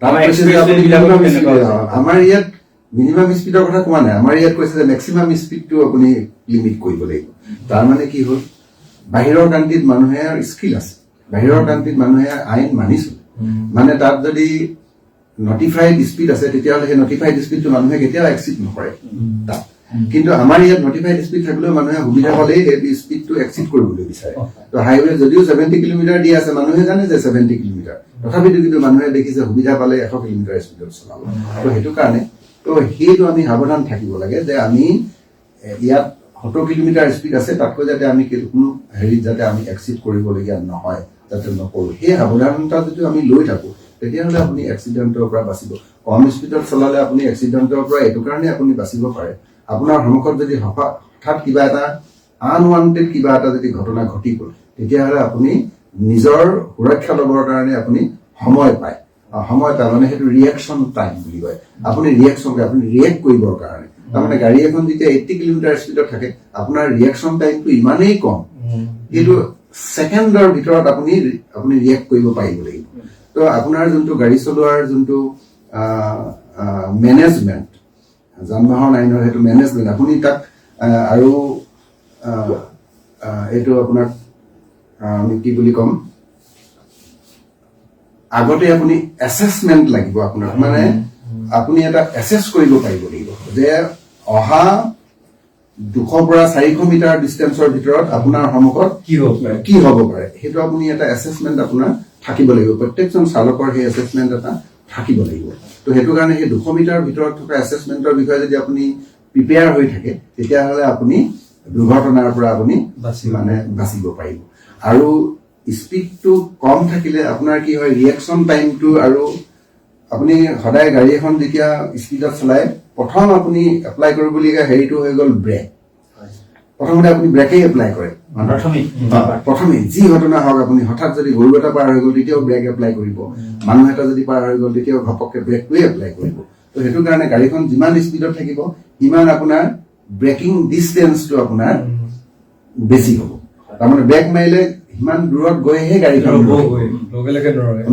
নৰখে এতিয়া যদি আপুনি সাপোজ গাড়ী এখন 80 কিলোমিটাৰ স্পীডত চলাই আছে আপুনি যেতিয়া অলপ দূৰত কুকুৰ এটা পাৰ হৈ যোৱা দেখিছে তো কুকুৰটো পাৰ হৈ গৈ আপুনি কুকুৰটো পাওঁতে ব্ৰেক মাৰোতে মানে আপুনি তাৰ আগতে আপুনি ৰখিব পাৰিব লাগিব নহয় জানো গতিকে যদি আপুনি যদি বেছি স্পীডত চলাইছে আৰু সিমানটো ডিষ্টেন্সত যদি গাড়ীখন যদি গৈ নৰখেগে ব্ৰেক মাৰিলে তাৰমানে ব্ৰেকিং ডিষ্টেন্সটো যদি আপোনাৰ নাথাকে তেতিয়াহ'লে আপুনি সেই অবজেক্টটোত গৈ মানে খুন্দা মাৰি দিব এইটো ক্ষেত্ৰত এটা সাইন্টিফিক এটা হেৰিও আছে সময়ো আছে মানে 9 ছেকেণ্ডত আমি ফুল ব্ৰেক মাৰি গৈ সন্মুখত যিখন ধৰক আমি গৈ আছো সন্মুখৰ বাহনখনক খুন্দা দিবলৈকে আমাৰ 9 ছেকেণ্ডৰ ভিতৰত আমি ব্ৰেক মাৰি ৰখিব পৰাকে আমাৰ ফৰ্মুলা আছে আপুনি কিমান স্পীডত গ'লে কিমান ডিষ্টেন্সত আপুনি ব্ৰেক মাৰি ডিষ্টেন্স পাব আপুনি যিমান কম স্পীডত যাব আপুনি যদি 20 কিলোমিটাৰ স্পীডত যায় আপুনি গাড়ীখন আজিকালি পাৱাৰ ব্ৰেক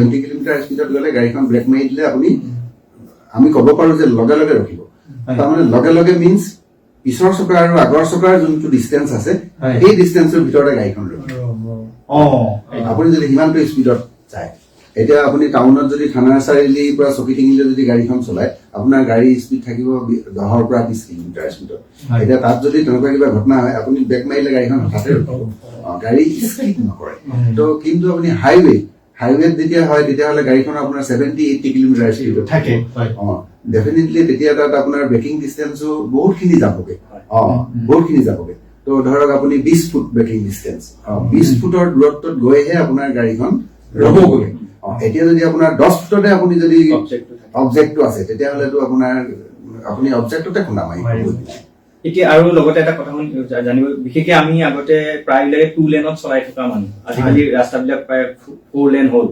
এতিয়া 4 লেনত যেতিয়া গাড়ী চলাই থকা 4 লেনৰো কিছুমান নিয়ম আছে এইটো লেনত যদি মই গৈ আছো তেতিয়া কোনটো লেনেদি অভাৰটেক কৰিব লাগিব বা তাত সিগনেল বিলাক কেনেকে ব্যৱহাৰ কৰিব লাগিব এতিয়া প্ৰায় দেখো সেইটো এটা মানুহৰ কনফিউজন হয় যে তাৰ ভিতৰত কিন্তু সেইটো কেনেকুৱা ধৰণৰ নিয়ম 4 লেন যেতিয়া হয় এটা ৰাস্তা তেতিয়াহ'লে তাত মানে ডিভাইডাৰ থাকিবই লাগিব ডিভাইডাৰ। যেতিয়া 4 লেন হৈ যাব তেতিয়া ডিভাইডাৰ থাকিব লাগিব মানে। ডিভাইডাৰ থাকিলে তেতিয়াহ'লে এটা চাইডে 2 লেন আৰু এটা চাইডে 2 লেন হৈ যাব। এতিয়া 2 লেনেই হয়। এতিয়া আমাৰ যিবিলাক ৰাস্তা এতিয়া ডিভাইডাৰ আছে 2 লেন আছে।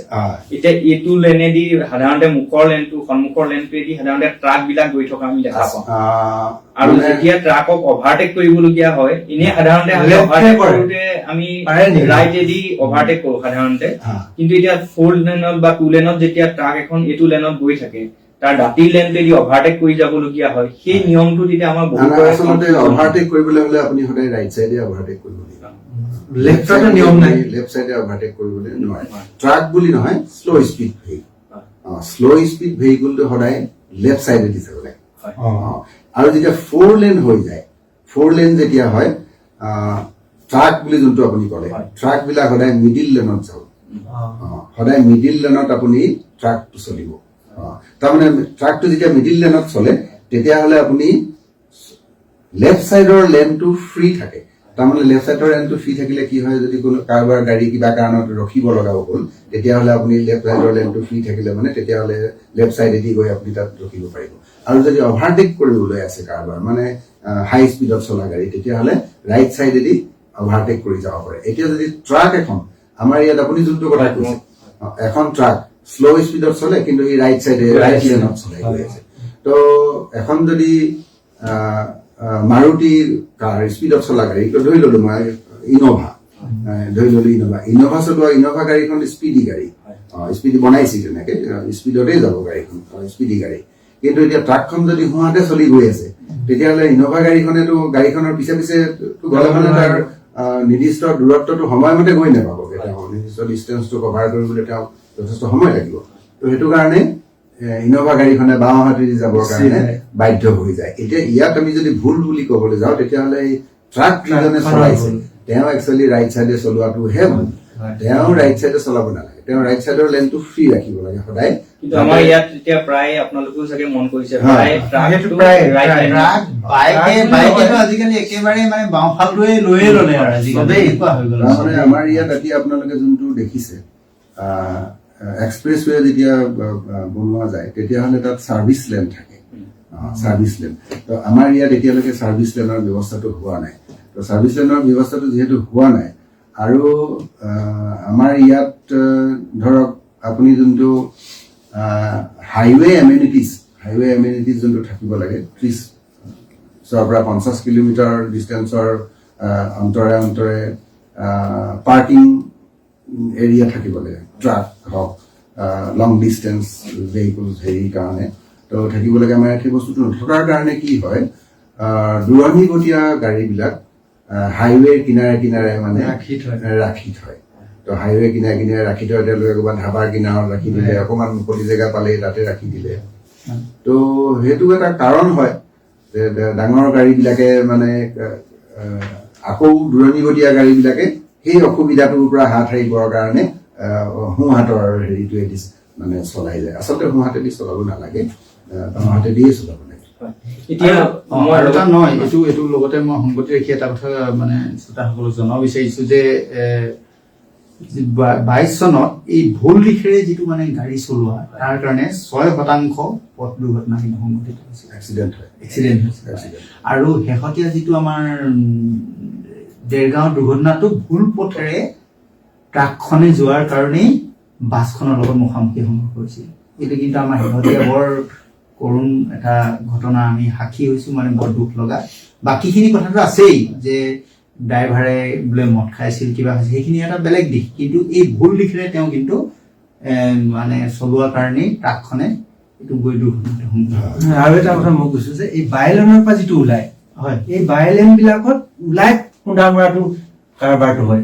সেইটো এতিয়া গাড়ীখন হাইৱে যেতিয়া আহি থাকে বাইলেনৰ পৰা ওলোৱাজনে সাৱধান হোৱাৰ কাৰণে বহুত এক্সিডেণ্ট এই চাৰিআলিবোৰত হয়, যিটো আমাৰ খনিকৰত হয় আৰু এই ডিকমৰ ওচৰত এইটোৱে যে আপুনি সেই এৰিয়াবিলাকত যে আপুনি যে কৈছে এতিয়া এক্সিডেণ্টটো বেছি হয় বুলি, সেইটো এতিয়া আমাৰ নিজৰে ভুল। এতিয়া যোনজনে গাঁৱৰ পৰা আহিছে তেওঁ অকণমান সময় ধৰক আধা মিনিট সময় যদি তেওঁ তিনিআলিটোতে ৰখি পিনে ভালদৰে চাই লয় হাইৱেটো যে ইফালৰ পৰা আহিছে নে নাই অহা। যদি নাই দেখিছে যে গাড়ী মটৰ নাই তেতিয়াহ'লে তেওঁ উঠি দিয়ক ৰাস্তা। এতিয়া কি কৰে নোচোৱা নেমেলাকে গাঁৱৰ পৰা গাঁৱৰ পৰা যেতিয়া আহিব তো হাইৱেটো দুই পাৰটো তেওঁ দেখা নাপায় নহয়, এইফালৰ পৰা সেইফালতে। আৰু হাইৱেৰ নিয়ম হ'ল যে কি হাইৱেত গাড়ী স্পীডত চলিবই। তো হাইৱেৰ নিয়মটোৱে হ'ল সেইটো যে গাড়ী স্পীডত চলিব, কেলে দূৰ দূৰণিৰ পৰা ইঠাইৰ পৰা সিঠাইলৈ মানুহ যায়, বস্তু কঢ়িয়াই, গতিকে সেইটো কাৰণে হাইৱেটো বনোৱা হৈছে।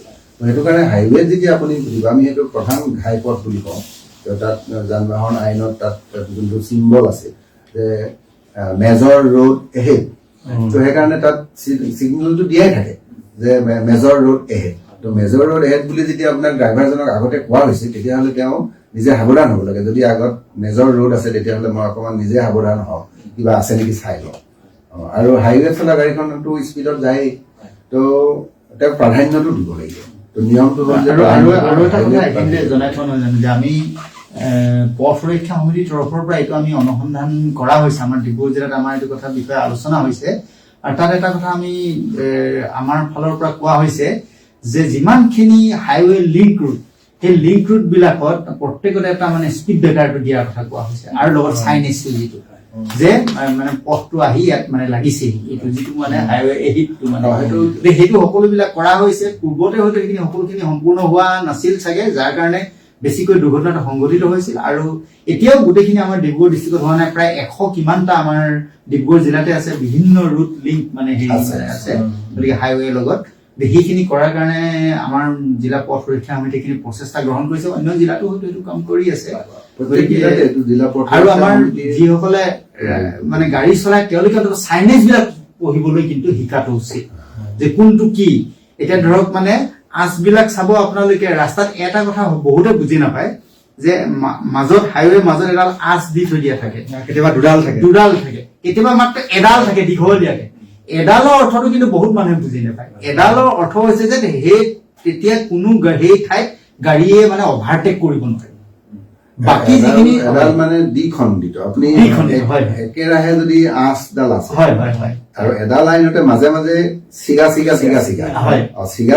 যদি থাকে তেতিয়াহ'লে প্ৰয়োজন সাপেক্ষে আপুনি অভাৰটেক কৰিব পাৰে, মানে ইটো লেনৰ পৰা সিটো লেন চেঞ্জ কৰিব পাৰে। আৰু যদি একেবাৰে লেঠাই নিচাকে যদি আঁচডাল আছে তেতিয়াহ'লে আপুনি ইটো লেনৰ পৰা সিটো লেন মানে প্ৰয়োজন হলেও যাব লাগিব। সাধাৰণতে সেই মানে লেঠাই নিচিগা আঁচডাল টাৰ্ণিং বিলাকত আৰু হাইৱেৰ আৰু নিয়ম আছে, এই যোনটো আঁচৰ কথা কৈ আছো আমি, তাত বগা হালধীয়া ৰংটো বাওঁহাতে কিছুমান জেগাত আপুনি হালধীয়া ৰং দিয়া পাব। তো হালধীয়া ৰং যদি আপোনাক দিছে তেতিয়াহ'লে সেই এৰিয়াটোত য'ত হালধীয়া ৰং দিয়া আছে সেইটোত বাধ্যতামূলকভাৱে আপোনাৰ কাৰণে এটা নিৰ্দেশনা দিয়া হৈছে যে আপুনি সেই এৰিয়াটোত গাড়ী পাৰ্কিং নকৰিব, নৰখাব। আৰু যদি হালধীয়া ৰং দিয়া আছে আৰু আপোনাৰ চিগা মানে ধৰক অলপ দূৰ গৈ আকৌ নাই, অলপ দূৰ নাই, হালধীয়া ৰঙেই, কিন্তু তেতিয়াহ'লে আপুনি বিশেষ পৰিস্থিতিত আপোনাৰ যদি গাড়ীখনৰ চকা পাংচাৰ হ'ল বা হেৰি হ'ল তেতিয়াহ'লে আপুনি তাত চাইড কৰি ৰাখি আপুনি বাকী মেইনটেনেন্সৰ কামটো কৰি আপুনি যাবগে লাগিব, কিন্তু সেই সময়খিনিৰ কাৰণে আপুনি তাত ৰখাব পাৰিব।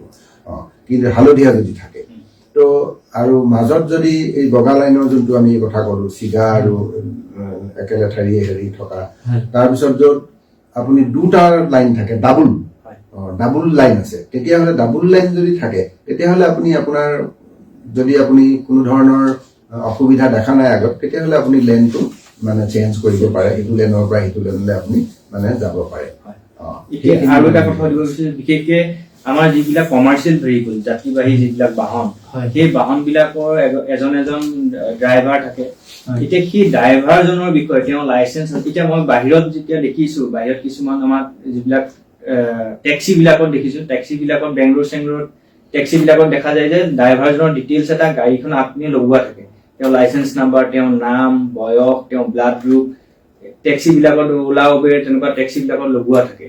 আৰু তাৰ পৰা আমি এই ড্ৰাইভাৰজনৰ বিষয়ে জানিব পাৰো তেওঁ লাইচেন্স হোল্ডাৰ হয় নে নহয়, ফটোখনে সতে থাকে।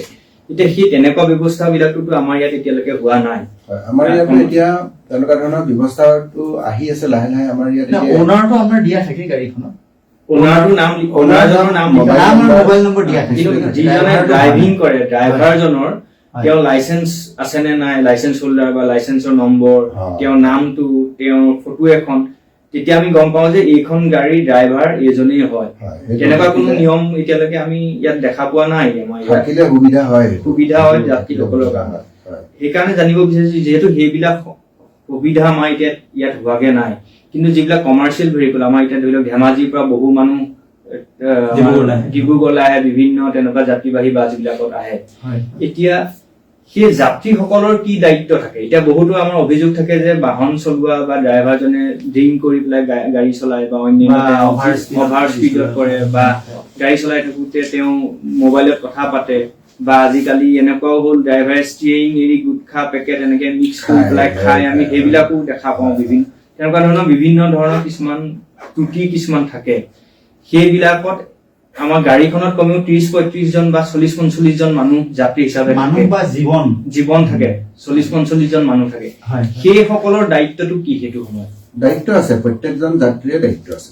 এতিয়া যদি যাত্ৰীজনে যদি গম পাইছে যে চালকজনে ষ্টিয়াৰিং এৰি পিনে চিগাৰেট জ্বলাইছে, তেতিয়াহ'লে যাত্ৰীজনে ড্ৰাইভাৰজনক ক'ব লাগে যে আপুনি গাড়ীখন চাইড কৰি ৰখাওক, ৰখাই পিনে আপুনি চিগাৰেটটো, প্ৰথম কথা হ'ল যে আপুনি চিগাৰেটটো নুমুৱাই আপুনি গাড়ীৰ ভিতৰত ধূমপান নকৰিব, 1 নম্বৰ কথা। 2 নম্বৰ কথা হ'ল যে আপুনি এতিয়াৰ পৰা যলৈকে আমি যাম, গাড়ী ৰখিলেহে আপুনি বাহিৰত গৈ আপুনি যদি চিগাৰেট খাবলগীয়া আছে তেতিয়াহ'লে আপুনি তাত খাব, গাড়ীৰ ভিতৰত আপুনি চিগাৰেট নলগাব, বা গুটকাও খাই যদি সেইটোও আপুনি নাখাব। আৰু যদি কোনোবাই যদি গম পাইছে যে মদ খাই চলাইছে যদি কোনোবা এজন যাত্ৰীয়ে, তেতিয়াহ'লে সেইটো যাত্ৰীজনে, তাতে পেচেঞ্জাৰ ভেহিকল হ'লে কণ্ডাক্টৰ আছে, তো কণ্ডাক্টৰৰ যোগেদি ধৰক ড্ৰাইভাৰজনে যদি এইটো কৰিছে তেতিয়াহ'লে তেখেতক গাড়ীখন চাইড কৰি নাই, বেলেগ যদি ড্ৰাইভাৰ আছে তেতিয়াহ'লে বেলেগ ড্ৰাইভাৰৰ গাড়ীখন চলাবলৈ দিব লাগে, আৰু তেখেতক গাড়ী চলাবলৈ নিদিব। তো সেইটো কণ্ডাক্টৰজনৰ দায়িত্ব থাকে। যদি গাড়ীত কণ্ডাক্টৰ আছে, কণ্ডাক্টৰজনৰ দায়িত্ব থাকে যে তেওঁ ড্ৰাইভাৰজন গাড়ীত উঠাৰ আগে আগে মদ খাইছে নেকি সেইটো অকণমান, যদি এজন পেচেঞ্জাৰে গম পায় তেতিয়াহ'লে ডেফিনেটলি কণ্ডাক্টৰজনেও গম পাব, সেইটো গোন্ধৰ পৰাই গম পাব, নহয় জানো? এইখিনি হয়, কিন্তু প্ৰেক্টিকেলি যদি আমি চাবলৈ যাওঁ, যাত্ৰী এজনৰ কাৰণে এইখিনি কৰা সম্ভৱ নহয়, বা আমি সদায় হুৰমুৰ এটা অৱস্থাত থাকো যে সোনকালে কেনেকে 9টা বজাত ডিব্ৰুগড় মেডিকেল আহি পাওঁহি, ডক্টৰজনক দেখাওঁ, সেইটো সময়ত আকৌ ড্ৰাইভাৰ বা হেণ্ডিমেনৰ লগত যুঁজ কৰি থকাৰ কাৰণে কাৰো তেনেকুৱা মানসিকতা নাথাকে। সেইবিলাক ক্ষেত্ৰত পৰিবহন বিভাগৰ কেনেকুৱা ধৰণৰ দায়িত্ব থাকে, বা যাত্ৰীয়ে পৰিবহন বিভাগক কেনেধৰণে এই বিষয়ে অৱগত কৰিব?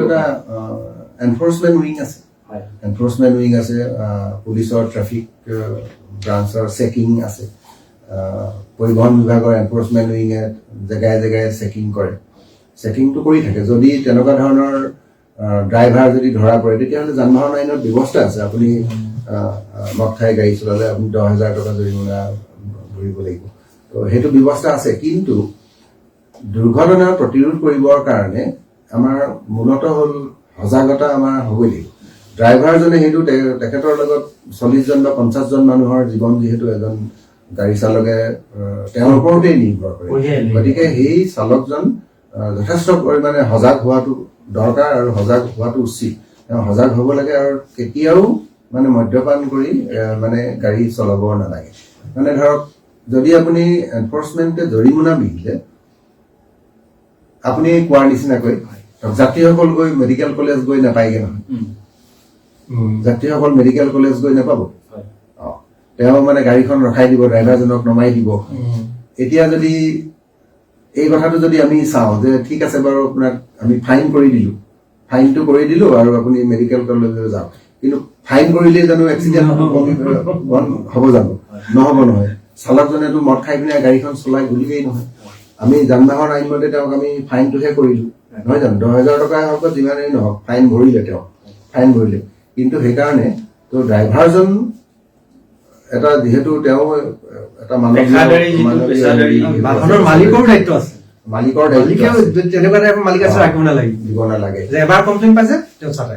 কিন্তু এটা কাম কিন্তু কৰিব পাৰে যে যিসকল যাত্ৰী সেই বাছখনত গৈছে বা সেই উইংগাৰখনত গৈছে, তেওঁলোকে সেইটো ড্ৰাইভাৰজনে যদি বেছি স্পীড কৰিছে, তেওঁ সেইটো এবাৰ অনুৰোধ কৰাৰ পাছত যদি তেওঁ সেইটো নামানে, তেওঁ গৈ আমাৰ দ্বিতীয় হয়তো কমপ্লেইন কৰিব পাৰে তেওঁ বা ডিচিকো কমপ্লেইন কৰিব পাৰে যে আমুক আমুক নম্বৰৰ বাছখনৰ ড্ৰাইভাৰে এনেকুৱা ধৰণে তীব্ৰ বেগত গাড়ী চলাইছিল, যাৰ কাৰণে আমি কথন বাছিলো, গতিকে তেওঁৰ ওপৰত আমি বিহিত ব্যৱস্থা গ্ৰহণ কৰিব নোট কৰিলো। তেতিয়া সেই বাছখনৰ হয়তো জব্দ কৰিব পৰাকে তেতিয়া ক্ষমতাটো তেওঁলোকৰ থাকে। যদি আমি অকল কেৱল মুখেৰে কওঁ, আমি যদি এজন যাত্ৰী হিচাপে যদি দায়িত্বশীলতাৰ পৰিচয় নিদিওঁ, যদি কমপ্লেইন নিদিওঁ, আমি ভাবো কি যে ঠিকেই চলি আছে এইটো। প্ৰেক্টিকেল প্ৰব্লেম মানে কি হয়, আমি সাধাৰণ মানুহ হিচাপে এতিয়া আমি চৰকাৰী অফিচ এটালৈ গৈ চৰকাৰী বিষয়া এজনক গৈ কোৱাটো এটা মানে আমাৰ কাৰণে কেতিয়াবা ডিজিটেল যিটো আজিকালি এতিয়া ধৰি লওক এম পৰিবহন যিটো এপ আজিকালি যথেষ্ট মানে তেনেকুৱা ধৰণৰ যদি কিবা ডিজিটেল বা অনলাইন কিবা প্ৰচেছ বিলাক হয়তো সম্ভৱতঃ লাহে লাহে আহিব পাৰে। আজিকালিতো ধৰক জেগাই জেগাই হৈছে, সেইটো ভৱিষ্যতে হয়তো আমাৰ এইটো হ'ব। আপুনি হোৱাটছএপতো কমপ্লেইন কৰি দিব পাৰে। আৰু সেইটো আমাৰ নাগৰিক হিচাপে আমাৰ চবৰে দায়িত্ব থাকিব লাগিব। হোৱাটছএপত আপুনি কমপ্লেইনটো ফুটেজটো পঠাই দিব পাৰে। হোৱাটছএপতে আপুনি ফুটেজটো পঠাই দিব পাৰে। এতিয়া আপুনি মদ খোৱাৰ ফুটেজটোতো হোৱাটছএপত পঠাব নোৱাৰিব ধৰক। গতিকে সেইটো চালকজন মানে সজাগ হোৱাটো বহুতেই দৰকাৰ। আৰু চালকজন দায়িত্ববোধ হ'ব লাগে, দায়িত্ববোধ হ'বই লাগিব। আপুনি একাউণ্টেবল হ'ব পাৰিব লাগিব। তাৰোপৰি আৰু এটা কথা হ'ব লাগে, যিসকল জাতি এটা হীনমান্যতা বা তেনেকুৱা ধৰণৰ এটা ভাৱ কিছুমান থাকে। এতিয়া যেতিয়া নাগৰিক এজন সেই কমিটিখনত থাকিব, এতিয়া আপুনি আছে, এতিয়া আপোনাক মই যেনেধৰণে গৈ পেলাই ক'বগে পাৰিম সহজ ভাৱে, এতিয়া আকৌ আপুনি সেইটো বিষয় তেতিয়া আপুনি প্ৰশাসনৰ ওচৰলৈ লৈ যোৱাত আপোনাৰ সহায় হ'ব। তেতিয়া সেইকাৰণে যিখিনি আমাৰ কমিটি আছে, সেই কমিটি বিলাকৰ জৰিয়তে যদি তেওঁলোকৰ কিবা নাগৰিকে তেওঁলোকক যদি কমপ্লেইন দিব পৰা যদি কিবা ব্যৱস্থা থাকে বা তেনেকুৱা ধৰণৰ কথা থাকে, তেওঁলোকে সেই আমাৰ পথ সুৰক্ষা কমিটিখনে গৈ পেলাই প্ৰশাসনক জনাব কথাখিনি। এই তেনেকুৱা এটা সহজ সৰল মেকানিজিম। আৰু এটা কথা এইখিনিতে জনাই থওঁ যে আজিকালি আমাৰ ডিজিটেল পেজ আছে ডিব্ৰুগড় জিলা প্ৰশাসনৰ, ফেচবুকত আছে। গতিকে তেওঁলোকে যিসকলে এনেকুৱা ধৰণৰ অসুবিধা পাইছে, ফেচবুক পেজতো তেওঁলোকে সেইটো নিজে পোষ্ট কৰিব পাৰে যে এইটো এনেকুৱা হ'ল তেনেকুৱা হ'ল, গতিকে বিহিত হৈছে আমুক নম্বৰ গাড়ীখনৰ নম্বৰ হওক ফটো তাত তেওঁলোকে তাত আপলোড কৰি দিব পাৰে। গতিকে তাৰ ষ্টেচনৰ নম্বৰ দিয়া থাকে, আজিকালি পুলিচ ষ্টেচনৰ নম্বৰ থাকে, আপুনি ইমিডিয়েটলি তাতে গাড়ী নম্বৰ ডিছপ্লে হৈ থাকে। ৰেছপন্সিবল মানুহ নিজে হ'ব লাগিব এজন চালকে, কাৰণ 40-45 জন মানুহ, 40-45টা পৰিয়াল প্ৰায় 5জনীয়া 10জনীয়া পৰিয়ালৰ মানুহ এজনক লৈ আহে। তাৰ মাজত যদি কেনেবাকে যদি ঘটনা এটা ঘটিবলৈ হয়, সেই মৃত্যু হোৱা মানুহজনটো মৃত্যু হলেই, তাৰ লগতে অন্যান্য গোটেই পৰিয়ালটো গোটেই জীৱনটো ভাবিব নোৱাৰা ক্ষতি। আমি ৰেছপন্সিবল নহয়, ৰেছপন্সিবল নোহোৱাৰ কাৰণে এক্সিডেণ্টটো হৈছে আৰু ভিক্টিমসকলৰ হানি হৈছে। এই যে দেৰগাঁৱৰ যোনটো ঘটনা, তাত এতিয়া আমি যোনটো জানিব পাৰিছো সকলোৱে, গাড়ীখনৰ কাগজ পত্ৰ নাই, টেক্স নাই, ইঞ্চুৰেঞ্চ নাই, একো নাই। এতিয়া যোনখন গাড়ীৰ মালিক, তেওঁতো যদি সজাগ হ'লহেঁতেন, নহয় জানো, তেওঁ যদি সজাগ হ'লহেঁতেন, প্ৰকৃত নাগৰিক হিচাপে যদি তেওঁ নিজৰ দায়িত্ব পালন কৰিছো বুলি যদি ভাবিলেহেঁতেন, তেতিয়াহ'লে তেওঁ সেই গাড়ীখন চলিবলৈ হয়তো নিদিলেহেঁতেন। আৰু যদি নিদিলেহেঁতেন তেতিয়াহ'লে হয়তো সেই গাড়ীখনৰ দুৰ্ঘটনাটো নহ'লহেঁতেন। আৰু ট্ৰাকখনৰ যদি নাই, তেতিয়াহ'লেও তেওঁ মালিক যদি সজাগ হ'লহেঁতেন, প্ৰকৃত নাগৰিক হিচাপে যদি তেওঁ নিজৰ দায়িত্ব পালন কৰিলেহেঁতেন, তেতিয়াহ'লে এই এক্সিডেণ্টটো নহ'লহেঁতেন। আৰু যিসকল মানুহৰ আমি হেৰুৱালো আমাৰ মাজৰ পৰা, তো সেই বেদনাদায়ক ঘটনাটো হয়তো আমি দেখিবলৈ নাপালোহেঁতেন। এতিয়া আমি যদি এতিয়া শেহতীয়াকে যদি চাওঁ, যিখন যান বাহন আইন, সেই আইনখন যথেষ্ট সংশোধন কৰা হৈছে আৰু নিয়মবিলাক খুব যথেষ্ট মানে কঠোৰ কৰা হৈছে। আৰু আজিকালি আমি ট্ৰেফিকৰ যিখিনি তেওঁলোকৰ কাম কাজ চাওঁ যে সেইখিনিতো যথেষ্ট কঠোৰ হৈছে আৰু এক্সিডেণ্টটো কমিছে। এতিয়া সেইটোকে জানিব বিচাৰিছো যে আইনখন কঠোৰ হৈছে, নিয়মাৱলী বিলাক কঠোৰ হৈছে, এইবিলাকে আমাৰ যিবিলাক দুৰ্ঘটনা, সেই দুৰ্ঘটনাবিলাক প্ৰতিৰোধ কৰাত কিমান দূৰ মানে সক্ষম হৈছে? বহুত সহায় কৰিছে। এতিয়া আপুনি যদি ডিব্ৰুগড়ত চাই, আপুনি মোৰ বোধেৰে আমি যেতিয়াৰ পৰা এই নিয়মবিলাক ষ্ট্ৰিক্টলি আমি ইমপ্লিমেণ্ট কৰিবৰ কাৰণে আৰম্ভ কৰিছো, আগতেও আজি যোৱা 3 জানুৱাৰী মাঘৰ বিহু আগতকৈ কমিলে। আপুনি 90%তকৈ বেছি মানুহে মটৰচাইকেল চলালে হেলমেট পিন্ধে পিন্ধা হৈছে ডিব্ৰুগড় চহৰত এইটো আমি দুজনেই পিন্ধে আজিকালি দুজনেই। হেলমেট নাথাকিলে নেক্সট পিছৰ দুজনেই। নকয়ে আমি গৌৰৱেৰে আমি ক'ব পাৰো যে ডিব্ৰুগড় চহৰখনত কিন্তু উদ্ধাৰ হৈছে এতিয়া মানুহৰ। দুচকীয়া বাহনৰ মানে আৰোহীসকলে প্ৰত্যেকেই কিন্তু চালকসকলে গতিকে হেলমেট যদি পিন্ধিছে হেলমেট পিন্ধিছে তেতিয়াহ'লে আপুনি নিশ্চয়কৈ ধৰক দুচকীয়া বাহনৰ পৰা এক্সিডেণ্ট হ'লেও হয়। মৃত্যুৰ হাৰটো কমিছে। কমিছে না এইটো কমিছে মানে এইটো কাৰণ বাতৰি কাকত চালে এক্সিডেণ্টৰ ঘটনা কমি অহা দেখিব আৰু পোৱা যায়। ফাইনটো বাঢ়ি যোৱাৰ কাৰণে মানুহে ধৰক হেলমেট নিপিন্ধিলেই যদি আপুনি 2000 টকা ফাইন ভৰিব লাগে গতিকে পিন্ধি যায় আৰু এবাৰ বাৰু দিলে, দ্বিতীয়বাৰ দিব লাগিব। পৰিবহন বিভাগৰ ইণ্টাৰচেপ্টৰ ভেহিকুল আছে সেইখন আগতে এতিয়াও থাকে আজিকালি অনলাইনতে ফাইন যায়তো ৰাস্তাত আমি সদায় ৰাস্তাত থাকে আপুনি যদি স্পীডত চলাইছে তেতিয়াহ'লে গাড়ীখন নৰখোৱাকৈ গাড়ীখন নৰখাকৈ আপুনি গমেই নাপায় তো আপুনি গমেই নাপায় যদি স্পীডত চলাইছে তেতিয়াহ'লে সেইটো অট'মেটিক ডিটেক্ট হৈছে আৰু আপোনাৰ মোবাইলত ফাইন ওলাই যায় মোবাইল নাম্বাৰ আপোনাৰ চালানটো আহিয়ে যায় সেইকাৰণে আৰু এইটো আপুনি দিবলৈ বাধ্য আমি এতিয়া প্ৰায় কওঁ যে আজিকালি ট্ৰেফিক পুলিচৰ হাতত মানে লাঠি নাথাকে স্মাৰ্টফোন স্মাৰ্টফোন থাকে বহুত সহায় স্মাৰ্টফোনে কাম কৰিছে সেইটো মই নিজে অনুভৱ কৰিছো আগতে লাঠিৰে নিয়ন্ত্ৰণ কৰে ট্ৰেফিক এতিয়া তেওঁ মানে স্মাৰ্টফোনেৰে নিয়ন্ত্ৰণ কৰিব পৰা হ'ল। কিন্তু তথাপিও এটা কথা আমাৰ ক'বলৈ মন যায় যে আমি পথ দুৰ্ঘটনাৰ বা পথ সুৰক্ষাৰ লগত জড়িত এগৰাকী ব্যক্তি হিচাপে যে চৰকাৰী বিভাগে কেতিয়াও ৰাইজক এইটো কাৰণত আচলতে সেইখিনি কাম নকৰে এতিয়া ধৰক হেলমেটটো কিয় পিন্ধিব লাগে আমাৰ মূৰটো বাচিবৰ কাৰণেহে কোৱা হয় মূৰটো সুৰক্ষা মই আচলতে নিজেহে বেছিকে ল'ব লাগে আৰু মই পাহৰো কাৰণে আচলতে চৰকাৰে সেইটো মৰাই দিয়ে গতিকে সেইটো আচলতে তেওঁলোকৰ টকা ঘটাটো বা চালান ঘটাটো মূল লক্ষ্য নহয় সেইটো মানে চৰকাৰৰ বেয়া বুলি কৈ লাভ নাই আচলতে আমাৰ সুৰক্ষাৰ কাৰণে তেওঁলোকে এইখিনি কাম কৰিবলৈ আইনগতভাৱে বাধ্য হৈছে জনসাধাৰণৰ সুৰক্ষাৰ কাৰণেহে যান বাহন আইনখন বনোৱা হৈছে আৰু মানি চলাটো জনসাধাৰণৰ কাম আমি প্ৰত্যেকে ড্ৰাইভাৰ হওক চালক হওক পথচাৰী হওক সাধাৰণ মানুহ হওক আমি যদি মানি চলো প্ৰত্যেকেই যদি আমি মানি চলো তেতিয়াহ'লে হয়তো দুৰ্ঘটনা নহবই এই মানসিকতাটো আমি এৰিব লাগে যে পুলিচ হওক দেখাৰ লগে লগেই বোলে কিলাকুটিত থকা হেলমেটটো গৈ মূৰ পালে তাৰ আগতে কিলাকুটিতহে তেওঁ মূৰটো আছিল তাৰমানে নতুন প্ৰজন্মক আমি এনেকৈ ক'বলৈ মন যায় যে তেওঁলোকৰ মূৰটো ক'ত গৈ আছে কিলাকুটিত থাকে বোলে সেইকাৰণে আফটাৰ ইফেক্টটো আচলতে এনালাইচিছ কৰিব লাগে যদি এতিয়া ক'ৰবাত দুৰ্ঘটনা এটা হৈছে কোনোবা এজন মানুহৰ যদি এটা ডেকা ল'ৰাৰ মৃত্যু হৈছে তাৰ পিছত ঘৰখনত কি হৈছে এতিয়া যিটো ছচিঅ' ইকনমিক ইম্পেক্টৰ কথা কোৱা হৈছে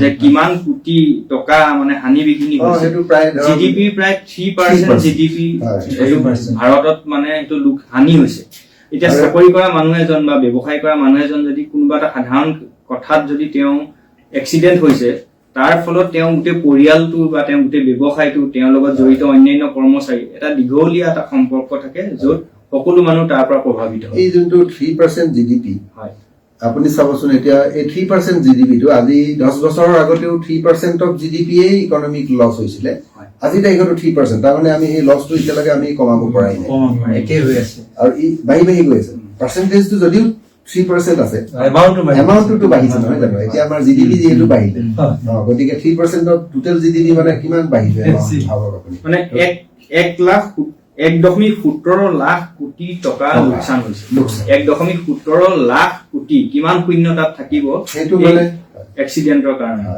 এতিয়া আহো সজাগতাৰ কথাটো এতিয়া সজাগটোতো আমাৰ হ'বই লাগিব কিন্তু আমাৰ এতিয়া প্ৰায় সজাগ নহয় মানুহখিনি এতিয়া কেৱল মাত্ৰ ট্ৰেফিক আইনখনলৈ ভয় কৰা আচলতে ভয় ভাৱটোহে হৈছে কিন্তু সজাগ এতিয়াও প্ৰায় নাগৰিক হোৱা দেখা পোৱা নাই এতিয়া বিশেষকৈ পাঠ্যক্ৰমসমূহত ভূপেন দা আপোনাক সুধিব বিচাৰিছো বিশেষকৈ যিসকল এতিয়া 8, 9, 10 এইটো বয়সৰ পৰাই যদি পাঠ্যক্ৰমসমূহত আচলতে তেনেকুৱা ধৰণৰ পথ সুৰক্ষা বিষয়ক তেনেকুৱা কিবা পাঠ অন্তৰ্ভুক্ত হৈ আছে নে নাই মই জনাত এতিয়ালৈকেতো দেখা নাই কিন্তু আমি যেতিয়া সৰুতে স্কুলত পঢ়িছিলো তেতিয়া সেই যে ৰাস্তা পাৰ হোৱা সৰু সুৰা কিছুমান শাৰী কবিতাৰ নিচিনা মুখস্থ কৰি থকা যে ৰাস্তা পাৰ হলে দুইফালে চাবা এনেকে ধৰণৰ কিবা কিবি কবিতা পঢ়িছিলো সেইবোৰ মনত থাকি গ'ল বা বাওঁফালে যাবা কিন্তু এতিয়া কিন্তু লেচন হিচাপত কিন্তু চাইণ্টিফিকেলি এতিয়া দেখা নাই মোৰ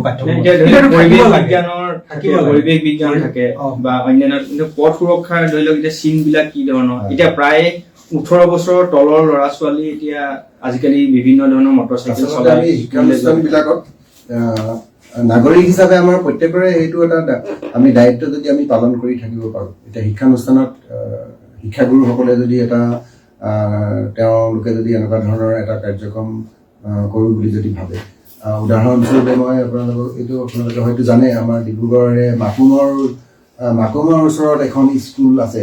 সেই স্কুলখনৰ তেখেত প্ৰধান শিক্ষয়িত্ৰীগৰাকীয়ে নিজৰ ছাত্ৰ ছাত্ৰীসকলক মানে তেনেকুৱা ধৰণৰ মানে পথ সুৰক্ষাৰ নিয়ম শিকাইছে, ৰাস্তা কেনেকৈ ক্ৰছ কৰিব লাগে, কিমান নিয়ম ইফালৰ পৰা সিফালে যাব, ছুটিৰ সময়ত তেওঁলোকে কেনেকৈ ইফালৰ পৰা সিফালে যাব। তো এই ধৰণৰ সদায় প্ৰত্যেক দিনাখনে তো তেওঁলোকে সেইটো দায়িত্ব পালন কৰি পিনে ছাত্ৰ ছাত্ৰীসকলক এইটো শিকাইছে। তেওঁলোক যিহেতু ভৱিষ্যতৰ নাগৰিক, আমিতো জানো যে কেঁচা বাঁহ এডাল আপুনি আপোনাৰ যেনেকে ধৰণে আপুনি তাক ভাঁজ দিব বিচাৰে আপুনি তাক ভাঁজ দিব পাৰিব, আৰু যদি বেকাও আছে তেতিয়াহ'লে তাক আপুনি চিধা কৰিব পাৰিব, নহয় জানো? কিন্তু যেতিয়া বাঁহডাল বুঢ়া হৈ যায়গে তেতিয়াহ'লে তাক যদি আপুনি চিধা কৰিবলৈ বা বেকা কৰিবলৈ বিচাৰে ভাঙি যায়। তো ছাত্ৰ ছাত্ৰীসকলক যদি আমি সৰুৰে পৰাই যদি এই নিয়ম নীতি মানি চলিবৰ কাৰণে যদি আমি তেওঁলোকক অভ্যাস কৰাওঁ, আৰু যদি কোনোবাই নিয়ম নীতি নাই মনা তেতিয়াহ'লে তাক মনাবৰ কাৰণে যদি আমি হেৰি কৰাওঁ, তেতিয়াহ'লে ভৱিষ্যতৰ কাৰণে তেওঁলোকে মানে ধৰক নিয়ম নীতি মানি চলিবৰ কাৰণে তেওঁলোক বদ্ধপৰিকৰ হ'ব। কিন্তু স্কুল পাৰ হৈ গ'ল, তাৰপিছত কলেজো পাৰ হৈ গ'ল, চাকৰি কৰিলে, তেতিয়া লাহেকে বুঢ়া বাঁহৰ নিচিনা হ'ল আৰু, নহয় জানো?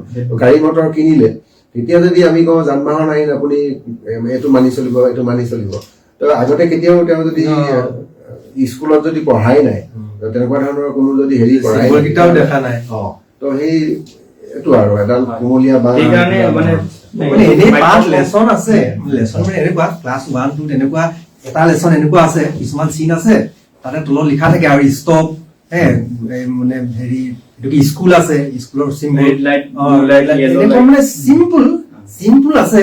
কিন্তু মই ভাবো যে একেবাৰে 9 10 11 12 এনেকুৱা ছেকেণ্ডাৰী লেভেলত কিন্তু অকমান ব্ৰডলি থাকিব লাগে। কিন্তু পথ সুৰক্ষা সম্পৰ্কীয় আপুনি পাঠ্যপুথি পঢ়াটো কিন্তু খুব জৰুৰী, খুবেই প্ৰয়োজন।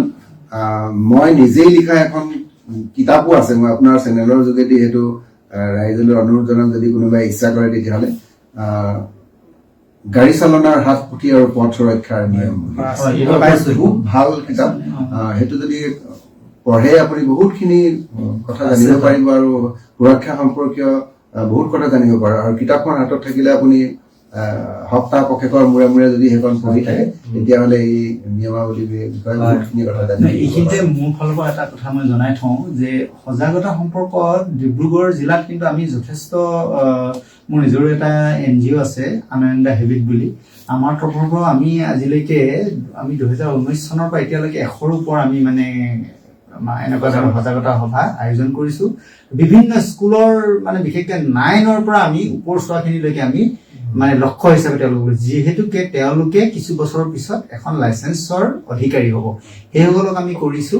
আৰু চৰকাৰেও দিয়েতো, তাৰ লগতে আমি তেওঁলোকক ৰচনা প্ৰতিযোগিতা আমি তেওঁলোকক সদায় কৰাওঁ, আৰু তেওঁলোকক এটা বক্তৃতা দিবৰ কাৰণে অনুষ্ঠানবিলাক সদায় ঠিক কৰে। এখন স্কুল যেতিয়া আমি এটা ৰোড ছেফটিৰ আমি যেতিয়া এখন সভা পাতো, তেতিয়া আমি কওঁ যে তোমালোকৰ বিদ্যালয়ৰ পৰা বা আপোনালোকৰ বিদ্যালয়ৰ পৰা 2টা ল'ৰা 2জনী ছোৱালীয়ে এক বক্তৃতা দিব, তেওঁলোকৰ পৰা শুনো যে কেনেকুৱা ধৰণে কোৱা হয়। কাৰণ আমি কোৱা কথাখিনি তেওঁলোকৰ কাৰণে আমনিদায়ক হয়তো হ'ব পাৰে। আমি আমাৰ প্ৰজেক্টৰ জৰিয়তে বিভিন্ন আমি যিবিলাক চাইনেজ সেইবিলাক আমি দেখুৱাওঁ, তাৰপিছত আমি কুইজৰ জৰিয়তে কৰোঁ। আমাৰ হাজৰিকা ছাৰ বহুতবাৰ গৈছে, তেখেতৰ নিজৰ লগতে আমি কৰিছোঁ আমি বিভাগত থাকোঁতে। আৰু তাৰ লগতে এতিয়া শেহতীয়াকৈ আমাৰ পথ সুৰক্ষা সমিতিৰ তৰফৰ পৰা এটা কাম কৰোৱা হৈছে IS-ৰ জৰিয়তে, ইনস্পেক্টৰ অফ স্কুলছ, মানে আমাৰ পৰিদৰ্শকৰ জৰিয়তে, যে প্ৰতিখন বিদ্যালয়ত প্ৰাৰ্থনাৰ সময়ত বিশেষকৈ হাইস্কুলত তেওঁলোকক এটা মানে কেইটামান বিষয়, মানে কেইটামান বাক্য তাত শ্লোগানৰ নিচিনা তেওঁলোকক গোৱাবলৈ কোৱা হৈছে প্ৰাৰ্থনা সময়ত। গতিকে যাৰ জৰিয়তে আমি শিশুসকলৰ মাজত বা এই ছাত্ৰ ছাত্ৰীসকলৰ মাজত আমি এই পথ সুৰক্ষাটো সম্পৰ্কত অলপ হ'লেও জ্ঞান দিব পাৰোঁ। সেইটো কাম আমাৰ চলি আছে। আৰু এটা বিশেষকৈ আমাৰ ট্ৰেফিকসকল বা ট্ৰেফিক নিয়ন্ত্ৰণ কৰা যিসকল বিষয়া থাকে বা কৰ্মচাৰী থাকে আমাৰ পুলিচত, তেওঁলোকে নিয়ম এটা ভংগ কৰিলে, আমি যদি কোনোবা এজন নাগৰিকে নিয়ম এটা ভংগ কৰোঁ, তেওঁলোকে ধৰে, কিন্তু এনেকুৱাও তেওঁলোকে কৰিব পাৰেনে যে তেওঁলোকে সেই লগে লগে তেওঁ কি নিয়ম ভংগ কৰিলে, ইয়াৰ কাৰণে তেওঁলোকৰ পানিচমেন্ট কি হ'ব, বা সেই তেওঁলোকেও যদি সজাগতাত অংশগ্ৰহণ কৰে, বিশেষকৈ আমাৰ এতিয়া পেডেষ্ট্ৰিয়ান সকলৰ ক্ষেত্ৰত বা জেব্ৰা ক্ৰচিঙত যেতিয়া পাৰ হয়, আমি এতিয়া দেখিছো থানা চাৰিআলিত জেব্ৰা ক্ৰচিং ক্ৰছ কৰি পেলাই গাড়ী এখন ৰৈ থাকে। সেইটো সময়ত ট্ৰেফিকৰ এজন মানুহে সেইখিনি বস্তু দেখে, তেওঁক ফাইন কৰেটো এইটো বেলেগ কথা, কিন্তু লগতে যদি তেওঁৰ ৰেছপনচিবিলিটিটো যদি বুজাই দিয়ে যে আপুনি এইটো লাইন ক্ৰছ কৰিব নালাগিছিলে, ইমানতে থাকিব লাগিছিলে, বা ট্ৰেফিকৰ মানুহেই হওক বা আমাৰ NSO বা অন্যান্য স্কুল কলেজৰ যিসকল ভলণ্টিয়াৰ থাকে, থলিতে যদি মানুহবিলাকক দেখাব পৰা যায়, ভুলটো কৰাৰ লগে লগে যদি তেনেকুৱা কিছুমান ইনিচিয়েটিভ কৰাটো উচিত কৰিব পাৰে, আৰু আমি আগতে বহুত কৰিছো, কিন্তু প্ৰতি মুহূৰ্ততে প্ৰত্যেক দিনাখনে সম্ভৱ নহয়, প্ৰত্যেকটো জেগাতে কৰাটো সম্ভৱ নহয়। এইটো চিম্বলিক আমি কৰিছো, আগতে কৰিব পাৰে চবে, আৰু কৰাটো উচিত। প্ৰত্যেকজন নাগৰিকেই তাত অংশ ল'ব লাগে। প্ৰত্যেকজন ডিব্ৰুগড় আৰক্ষী আচলতে যদি অলপ মানে কণ্টিনিউৱাছ মানে ধাৰাবাহিকভাৱে যদি কেইদিনমান কৰি দিয়ে, মই ভাবো ডিব্ৰুগড়ৰ নাগৰিকসকল সজাগ হ'ব যে জেব্ৰা ক্ৰচিঙৰ আগত যে গাড়ীখন নাগৰিকসকল আগবাঢ়ি আহিব লাগে, নন গভৰ্ণমেণ্ট অৰ্গেনাইজেশ্যন বিলাক আগবাঢ়ি আহিব লাগে, এনেকুৱা বিভিন্ন ধৰণৰ অনুষ্ঠান প্ৰতিষ্ঠানবোৰ একগোট হ'ব লাগে। আৰু ধৰক আমি মাহেকে পষেকে বছৰত যদি অকল ৰোড ছেফটি মান্থ বুলি নহয়, এতিয়া ৰোড ছেফটিটো আপোনাক 365 দিনেই লাগিব, তাৰমানে এইটো 24/7 নিচিনা। আপুনি এতিয়া 5টা বজাত আমি ৰোড ছেফটিৰ বিষয়ে আলোচনা কৰি আছো, কিন্তু মই ইয়াৰ পৰা যোৱাৰ পিছতো মোক পথ সুৰক্ষা লাগিব। মোক ৰাতিপুৱা 4টা বজাত যদি মই চাইকেল চলাই ওলাইছো, তেতিয়াহ'লে চাইক্লিষ্টজনৰ কাৰণেও পথ সুৰক্ষাটো লাগিব। মৰ্ণিং ৱাকাৰ ৰাতিপুৱা 4:30 বজাত যদি কোনোবাই খোজকাঢ়ি গৈছে, তেতিয়াও তেওঁৰ পথ সুৰক্ষাটো লাগিব। গতিকে পথ সুৰক্ষাটো 24/7 আমাক সদায়ে লাগিব, প্ৰত্যেকটো মুহূৰ্ততে লাগিব, প্ৰত্যেকজন নাগৰিকৰ কাৰণে পথ সুৰক্ষা লাগিব। তো সেইটো কাৰণে আমাৰ চবৰে সমান দায়িত্ব আছে, চবে আগবাঢ়ি আহিব লাগে। আৰু পথ সুৰক্ষাৰ বিষয়টো এটা সাংঘাতিক মানে বিৰাট গুৰুত্বপূৰ্ণ, আৰু আমি বহুত গুৰুত্ব সহকাৰে লোৱা বিষয়। আপুনি ভাবকচোন, প্ৰত্যেক বছৰে যদি আমি গড় হিচাপত 1.5 লাখ মানুহ আমি অকল ৰোড এক্সিডেণ্টত আমাৰ কভিডতো 2 বছৰ মৰা নাই, যিটো এক্সিডেণ্টত আকৌ 1.5 লাখ মানুহটো মৰাটোৰ উপৰিও আপুনি যোনটো তথ্য দিলে 4 লাখ প্ৰায় 4.5 লাখ মানুহ জীৱনৰ কাৰণে ধুনীয়া, তো জীৱনৰ কাৰণে ভংগ হৈ যোৱা 4 লাখ প্ৰত্যেক বছৰে। 4 লাখ, কিন্তু মই সেইটোকে কৈ আছো যে সেই 4 লাখৰ লগত যিসকল মানুহ এছচিয়েট হৈ আছে, তেওঁ পৰিবাৰ, তেওঁ ল'ৰা ছোৱালী, তেওঁ মাক দেউতাক, এতিয়া ঘৰৰ যেতিয়া ইনকম কৰা মানুহ এজন যেতিয়া মৃত্যু হয়, তেতিয়া তাৰ আফটাৰ এফেক্টটো গোটেই হোৱা মানুহখিনি গোটেই পৰিয়ালটোৰ ওপৰতে পৰিব।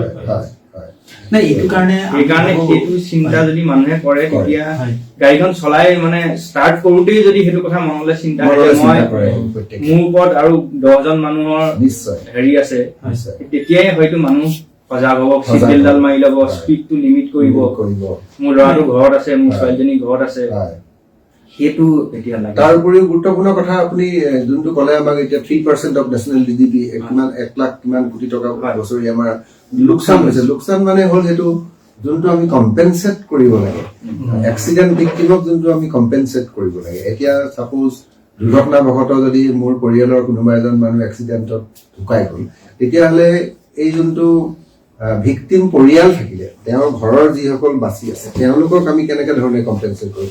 এজন উপাৰ্জনকাৰী ব্যক্তি যদি দুৰ্ঘটনাত মৃত্যু হয়, ঘৰৰ মূল মানুহজন যদি নাইকিয়া হৈ গ'ল, তেতিয়াহ'লে সেই ঘৰখনৰ তো উপাৰ্জনৰ এটা হেৰি বন্ধ হৈ গ'ল।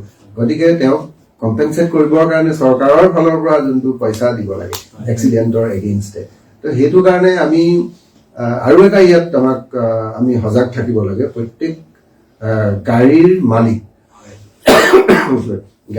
মটৰচাইকেলৰ মালিক, আমি সজাগ থাকিব লাগে যে আমাৰ গাড়ীৰ যোনটো থাৰ্ড পাৰ্টি, তৃতীয় পক্ষৰ বীমা, থাৰ্ড পাৰ্টি ইঞ্চুৰেঞ্চ যাতে আমি সদায় মানে আমি কৰি ৰাখোঁ। ইঞ্চুৰেঞ্চ থাকিলেহে আপোনাক ইঞ্চুৰেঞ্চ কোম্পানীৰ পৰা আপোনাক কম্পেনচেট কৰিব। সেই থাৰ্ড পাৰ্টি ইঞ্চুৰেঞ্চৰ বিষয়ে বহু মানুহে নাজানে। এতিয়া সেইটো এই অনুষ্ঠানত সুবিধা পাইছো, আপুনি অকমান যদি বুজাই দিয়ে। থাৰ্ড পাৰ্টি ইঞ্চুৰেঞ্চ মানে হ'ল কি, থাৰ্ড পাৰ্টি ইঞ্চুৰেঞ্চটো হ'ল মেণ্ডেটৰী, মানে যান বাহন আইনত সেইটো বাধ্যতামূলক কৰা হৈছে যে আপোনাৰ গাড়ীখনত থাৰ্ড পাৰ্টি ইঞ্চুৰেঞ্চটো থাকিবই লাগিব। থাৰ্ড পাৰ্টি মানে আপোনাৰ গাড়ীখনে যদি এক্সিডেণ্টত বেলেগ এজন ব্যক্তি বা বেলেগ এখন গাড়ীক যদি আপুনি ঘূণীয়া কৰে, বা বেলেগ এজন ব্যক্তিক যদি এক্সিডেণ্টত আপোনাৰ মৃত্যু হৈ যায় আপোনাৰ গাড়ীৰ কাৰণে, তেতিয়াহ'লে আপোনাৰ গাড়ীখনে সেই এক্সিডেণ্টত মৃত্যু হোৱা ব্যক্তিজনক যোনটো হেৰি দিব লাগিব, ক্ষতিপূৰণ দিব লাগিব, সেইটো হৈ গ'ল থাৰ্ড পাৰ্টি ইঞ্চুৰেঞ্চ। আৰু আপোনাৰ গাড়ীৰ যোনটো ডেমেজ হ'ল তাৰ কাৰণে যোনটো আপুনি কম্পেনচেশ্যন বিচাৰিব ইঞ্চুৰেঞ্চ কোম্পানীৰ পৰা, সেইটো হৈ গ'ল ফাৰ্ষ্ট পাৰ্টি ইঞ্চুৰেঞ্চ।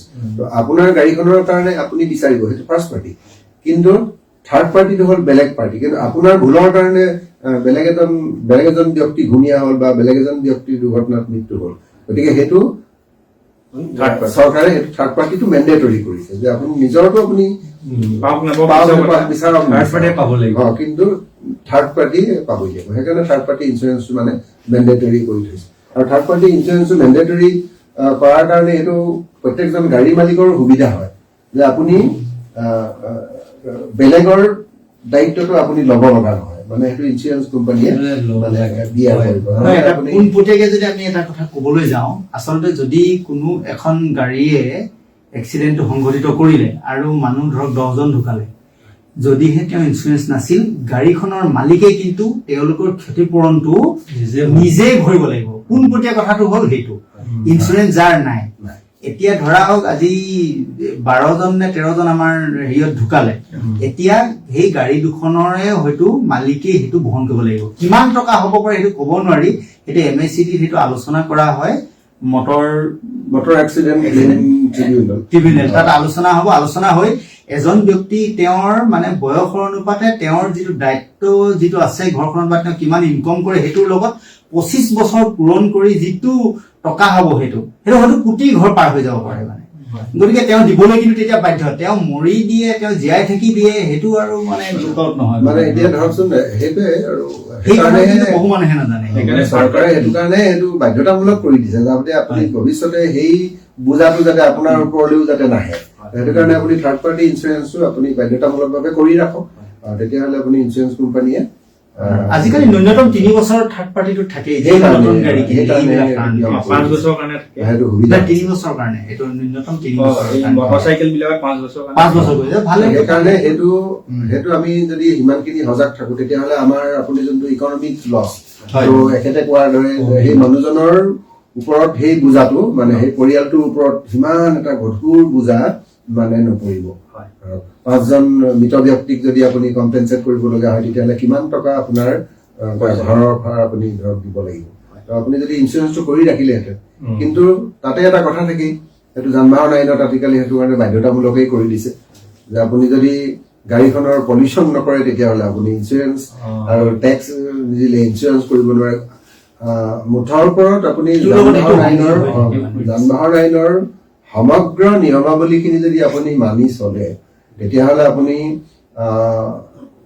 দুৰ্ঘটনাৰ পৰা আপুনি বাচি থাকিব আৰু এনেকুৱা ধৰণৰ যোনটো ক্ষতিপূৰণৰ যোনটো সমস্যা হয়, ধৰক ভিক্টিম পৰিয়ালৰ যোনটো সমস্যা হয় সেইটো মানে সমাধান হয়। এইখিনিতে মই আৰু এটা কথা ক'বলৈ মন গৈছে যে আমাৰ যিখিনি ধৰক পথ দুৰ্ঘটনাত ইমান আমাৰ নতুন প্ৰজন্মৰ মানে আমাৰ ধ্বংস হৈছে নহয় জানো বাৰু, মৃত্যু হৈছে। এতিয়া তাত যদি আমি গুৰিটো চাবলৈ যাওঁ তেতিয়াহ'লে আমাৰ সমাজখনৰ কিন্তু কিছু তাত দায়িত্ব আছে, অভিভাৱকসকলৰ দায়িত্ব আছে। তেওঁলোকে যিটো বয়সত তেওঁলোকক বাইকখন কিনি দিব লাগিছিল সেইটো বয়সত নিদি তেওঁলোকে কম বয়সত তেওঁলোকে বাইকখন কিনি দিয়ে, আৰু তেওঁলোকে এনেকুৱা হৈ যায় যে পুলিচৰ ভয়ত তেওঁলোকে বেছি স্পীডত চলাওঁতে বা পলাই ফুৰোতে গৈ তেওঁলোকে এক্সিডেণ্ট কৰা তেনেকুৱা মৰা লোকো বা ছাত্ৰও আমি প্ৰত্যক্ষ কৰিছো। নাম ধাম নকওঁ আমি এইটো কথা, যে এইটো আমাৰ অভিভাৱকসকলে সদায় লক্ষ্য ৰখা উচিত যে নিজে তেওঁৰ ল'ৰাটোক অন্তত আজিকালি ল'ৰা ছোৱালীও এনেকুৱা হ'ল যে মাক দেউতাকে তেওঁলোকে ব্লেকমেইলিং কৰি তেওঁলোকে বাইক বিলাক মানে সংগ্ৰহ কৰে। এতিয়া ডাঙৰ কথাটো সেইটোৱে হৈছে মাক দেউতাকে দিবলৈ ইচ্ছা নকৰে, কিন্তু ঘৰখনত এনেকুৱা ধৰণৰ এটা পৰিৱেশৰ সৃষ্টি কৰে যে মাক দেউতাকে দিবলৈ কেতিয়াবাতো বহুত মাক দেউতাকৰ বিত্তীয় ক্ষমতাও নাথাকে, ঘৰ মাটি বাৰী বিক্ৰী কৰি হলেও ধাৰ ধুৰ লৈ হলেও বাইক এখন ল'ৰা ছোৱালীক দিবলগীয়া হয়। এতিয়া সেই গোটেই কথাবিলাকেই হৈছে মানে পাঠ্যক্ৰমৰ কথা, মানে কম বয়সৰ পৰা যদি সেই কথাবিলাক যদি শিকোৱা হয়, কাৰণ এইটো এটা এতিয়া সামাজিক সমস্যা হৈ পৰিছে, সামাজিক সমস্যা মানে কম বয়সৰ ল'ৰা ছোৱালীক বাইক দিয়াটো এটা সামাজিক সমস্যা। মাক দেউতাকে দিবলৈ নিবিচাৰিলেও মাক দেউতাকৰ ওপৰত এনেকুৱা ধৰণৰ কিছুমান মানে মেণ্টেল টৰ্চাৰ বা প্ৰেচাৰৰ সৃষ্টি কৰে যে মাক দেউতাকে অৱশেষত দিবলৈ বাধ্য হয়। গতিকে সেইবিলাক যিবিলাক মানে পেৰেণ্টিঙৰ যিবিলাক কথা বা চাইল্ড ডেভেলপমেণ্টৰ যিবিলাক কথা, সৰুৰ পৰা যিবিলাক কথা আমাৰ ছ'চাইটিখনত থাকিবলৈ হ'লে, ডাঙৰ হ'বলৈ হ'লে কিখিনি কথা শিকিব লাগিব, সেইবিলাক কথা সেই কম বয়সৰ পৰা শিকোৱাটো এইটোও মাক দেউতাকৰ দায়িত্ব। বহুত দৰকাৰ। আৰু পাঠশালা মানে স্কুল কলেজত সেইটো কাৰণে মই ভাবো যে এইটো এটা কাউন্সিলিঙৰ যদি ব্যৱস্থা থাকে, স্কুল হওক কলেজ হওক চবতে, আৰু সামাজিক অনুষ্ঠানবিলাকেও মাজে সময়ে এনেকুৱা কাউন্সিলিঙৰ ব্যৱস্থা কৰিব পাৰে। আৰু পেৰেণ্টছৰ দায়িত্ব নিজাববীয়াকৈ কাউন্সিলিং কৰাব লাগে, নিজৰ ল'ৰা ছোৱালীক মাজে সময়ে কাউন্সিলিং কৰাই থাকিব লাগে। আৰু স্কুল অথৰিটিবিলাকৰো এটা দায়িত্ব থাকিব লাগে, তেওঁলোকেও স্কুলত ধৰক বছৰত এবাৰ বা দুবাৰ বিভিন্ন বিষয়ক লৈ পিনে কাউন্সিলিং কৰাব লাগে। আৰু পিয়াৰ প্ৰেচাৰটো থাকে, বিশেষকে মোৰ লগৰটোৱে এখন বাইক কিনিছে সেইকাৰণে মোকো এখন লাগিব, সেইকাৰণে মানে সেই গোটেইটো এটা ডাঙৰ এটা সামাজিক সমস্যা হৈ পৰিছে। আৰু সেইটো এটা লাহে লাহে, আৰু তাৰ এই ইম্পেক্টটো বহুত বেছি। কাৰণ মই নিজেও দেখিছো যে মাটি বিক্ৰী কৰি বা টকা ধাৰলে লৈ এতিয়া আমাৰ সেল্ফ হেল্প গ্ৰুপৰ পৰা টকা ধাৰলে লৈ ল'ৰাক দিবলগীয়া হৈছে। নাই, এনেকুৱাও আমি দেখিছো যে তেওঁ চুইচাইড কৰিম বুলি তেওঁ ব্লেকমেইলিং কৰে। এটা ঘটনা ডিব্ৰুগড়ত আমি শুনিলো, এইটো অলপ মানে হাস্যৰসিক ঘটনা বুলি ক'ব মানে, কিন্তু সঁচা ঘটনা। তেওঁৰ মাক দেউতাকৰ লগত বহুদিন ক'লে যে মানে মোক বাইক এখন কিনি দিবলৈ, মাক দেউতাকে নিদিয়ে। তেতিয়া ক'লে কি যে মই চুইচাইড কৰি দিম, ধেমালি কৰিছো বুলি ভাবিলে। তাৰপিছত সঁচাকৈ এদিন তেওঁ চুইচাইড মানে কৰিলে বুলি কিবা এটা খাই মুখেদি ফেন ওলোৱা মানে দেখিলে, গোটেই ধৰ মাৰ লাগিল। তাৰপিছতে 108 মাতি দিলে। মাতি অনাৰ পিছত তেওঁ নুঠে নহয়, উঠিব লাগিব, তুমিতো এতিয়া হস্পিটেল যাব লাগে। নাই বোলে মই বোলে তেতিয়া মই নুঠো বোলে। তেওঁ নুঠি বোলে কেলে নুঠা বোলে, নাই বোলে মই বিষ খোৱা নাই, মই বোলে এক্টিং কৰিছিলো। কেলে এক্টিং কৰিছা? নহয় বোলে বাইকখন দিয়া নাছিল, সেইকাৰণে বোলে মই মৰাৰ বোলে ভাও ধৰিছিল। গতিকে তেনেকুৱা ধৰণৰ পৰ্যন্ত আজিৰ নতুন প্ৰজন্মৰ এইখিনি মানে ল'ৰাৰ মাজত আহিছে। আৰু এনেকুৱাও আমি ঘটনা পাইছো যে মাক দেউতাকে উপায় নাপায় মৰিবি যা ল বুলি কোৱাৰ পাছত সঁচাকৈ তেওঁ যেন মানে মৰিবৰ কাৰণে আগবোৰ ঠেলি দিয়া হৈছে, তেনেকুৱা হৈছে। আৰু বহু অতিষ্ঠ হয় পিতৃ মাতৃ, মানে তেনেকুৱা বহু ঘটনা আছে। সেইকাৰণে মাক দেউতাকে কম বয়সৰ পৰা একেবাৰে সৰুৰ পৰাই আচলতে যিখিনি কথা মানে মানুহে জানিব, মানে ল'ৰা এটাই ডাঙৰ হৈ আহোঁতে শিকিব লাগে, সেইবিলাক কথা। আৰু স্কুলখন বা কলেজখনে সেইবিলাকৰ ওপৰত যদি ইণ্টাৰভেনশ্যন কৰে, তেতিয়া মাক দেউতাক বিলাকৰো এটা সাহস এটা হয় যে পিতৃ মাতৃ এইটো অন্তত ভুল যাব নালাগে যে মই বোলে ফাৰ্ষ্ট ডিভিজন পাছ কৰি দিম, তোমালোকে মোক বাইকখন দিবা নাই। সেইটো তেওঁলোক কেতিয়াও ভুল কৰিব নালাগে, চুক্তি কৰিব নালাগে। তেওঁ ক'ব যে তোমাক লাগিলে মই চিমলালৈ ফুৰাবলৈ যাম, দিল্লী লৈ যাম, খৰচটো কমিলে তেওঁৰ। গতিকে তেওঁ যদি 1 লাখ টকাত বাইকখন বা 1.5 লাখ টকা KTM খনৰ ঠাইত তাৰমানে তেওঁ 20,000 টকাত ঘূৰাই লৈ আহিলে দিল্লীলৈ। তেনেকুৱা ধৰণৰ কথাবিলাক পিয়েৰ প্ৰেচাৰটো যিটো থাকে, সেই পিয়েৰ প্ৰেচাৰটো এটা ডাঙৰ এটা ইয়াত মানে অৰিহণা যোগায়। গতিকে সেইটো গোটেই প্ৰচেছটো এটা কালেক্টিভ যদি প্ৰচেছ হয়, যদি স্কুলখনত 100টা ল'ৰা আছে, সেই 100টা ল'ৰাই যদি কথাটো বুজি পায়, তেতিয়াহে এইটো ফলপ্ৰসূ হয়। নহলে যদি কেৱল মাত্ৰ 10জন ল'ৰাৰ মাক দেউতাক খুব সজাগ আৰু ল'ৰা ছোৱালী সজাগ কৰিছে, বাকীখিনি যদি নহয়, তেতিয়াও তাৰ কোনো মানে দীৰ্ঘকালীন তাৰ হেৰি। আৰু সেইটো স্কুলতো কৰিব। এতিয়া আমাৰ কলেজতে আমি ল'ৰাক বাইক আনিব নিদিওঁ, কিছুমান নিয়ম চুৰ কৰি আনিলেও তাৰমানে আমি কলেজ কেম্পাছত ষ্টুডেণ্টৰ বাইক সোমাবলৈ নিদিয়ে। আমি নিদিওঁ, এইটো এলাওৱে নাই। স্কুল কলেজে বহুত আগভাগ ল'ব পাৰে, বহুত আগভাগ ল'ব পাৰে, তেতিয়াহ'লে আমি তাত ভাল ৰিজাল্ট ডেফিনেটলি হয়, ভাল ৰিজাল্ট। আৰু এটা কথা কিন্তু আমাৰ সমাজখনত এইটো ভবা উচিত যে যিসকলৰ ঘৰত বাইক আছে, যেতিয়া পৰিবাৰে বাইকখন লৈ ওলাই যায়, তেতিয়া অন্তত স্বামী বা তেওঁৰ ল'ৰা ছোৱালী এটা কথা ক'ব লাগে যে মা হেলমেটটো পিন্ধি যোৱা। আৰু যদি দেউতাক ওলাই গৈছে, তেওঁ পৰিবাৰে ক'ব লাগে, সহধৰ্মিনী ক'ব লাগে যে তুমি হেলমেটটো পিন্ধি যোৱা। বা গাড়ীত উঠাৰ লগে লগে যিকোনো ল'ৰা ছোৱালী ক'ব লাগে দেউতা চিট বেল্টটো মাৰি লোৱা। এই যে আমি ইজনে সিজনক যেতিয়া আমি সকলো কথাখিনি মানে হেৰি কৰিম, গতিকে মানে সজাগ কৰিম, তেতিয়া মই ভাবো যে এক্সিডেণ্ট যথেষ্টখিনি আমাৰ কমি যোৱাৰ মানে সম্ভাৱনা আছে। আচলতে আমি আকৌ এবাৰ মই কৈছো যে এইটো সাৱধানী মৰণ নাই, মানে প্ৰিভেনশ্যন ইজ বেটাৰ দেন কিয়ৰ। এতিয়া ধৰক আপুনি চাপোজ আমাৰ মাজত থকা যদি কোনোবা ডায়েবেটিক পেচেণ্ট যদি আছে, তেতিয়াহ'লে আমাৰ এইটো এটা মানৱীয় হেৰি আছে। আপুনি ডায়েবেটিক পেচেণ্ট যদি হয়, আপুনি ক'ৰবালৈ গ'লে কেতিয়াও দৰৱটো লৈ যাবলৈ কিন্তু কেতিয়াও নাপাহৰে। সময়মতে আপুনি দৰৱ খাবই সময়মতে দৰৱ আপুনি খাবই, কিয়নো আপুনি নিজকে ভাল পায়। কিন্তু গাড়ীখন বা মটৰচাইকেল চলাওঁতে আপুনি সেই কথাটো পাহৰি যায়। তো সেই বস্তুটো আমি কিয় কৰোঁ? এতিয়া যদি একেজন মানুহে দেখিব আপুনি মটৰচাইকেলত উঠোতে কিন্তু হেলমেটটো পিন্ধা নাই, দৰৱটো কিন্তু ঠিকেই লৈছে। দৰৱটো কিন্তু ঠিকেই খাইছে। দৰৱটো মানে সেইটো বিহেভিয়াৰ চেঞ্জৰ যিবিলাক বিহেভিয়াৰ চেঞ্জ, গতিকে প্ৰত্যেকটো ক্ষেত্ৰতে যদি আমি সজাগ হওঁ, সমানে সজাগ হওঁ, প্ৰেক্টিচ লাগিব। ইয়েছ, প্ৰেক্টিচ লাগিব আৰু সমানে সজাগ থাকিব। এতিয়া কভিডৰ সময়ত যেনেকে আমাৰ হাত প্ৰেক্টিচ হৈ গ'ল, সেইখিনি কথা মানে হেৰি, এতিয়া আমি যথেষ্ট সময় কথা পাতিলো, প্ৰায় এঘন্টা সময়ত, দুঘন্টাই হ'ব, 2 ঘন্টা হ'বলৈ আৰু 3 মিনিট মান সময় বাকী আছে। আমি এতিয়া সামৰিম বুলি ভাবিছো। যথেষ্ট প্ৰয়োজনীয় কথা আৰু বহু কথা পাতি দিবলৈ আমাৰ থাকি গৈছে। আৰু আপুনি কোৱাৰ দৰে কেৱল মাত্ৰ এটা মাহ, পথ সুৰক্ষাটো এটা মাহ হিচাপে নহয়, এইটো 24/7 এটা চলি থকা বিষয়।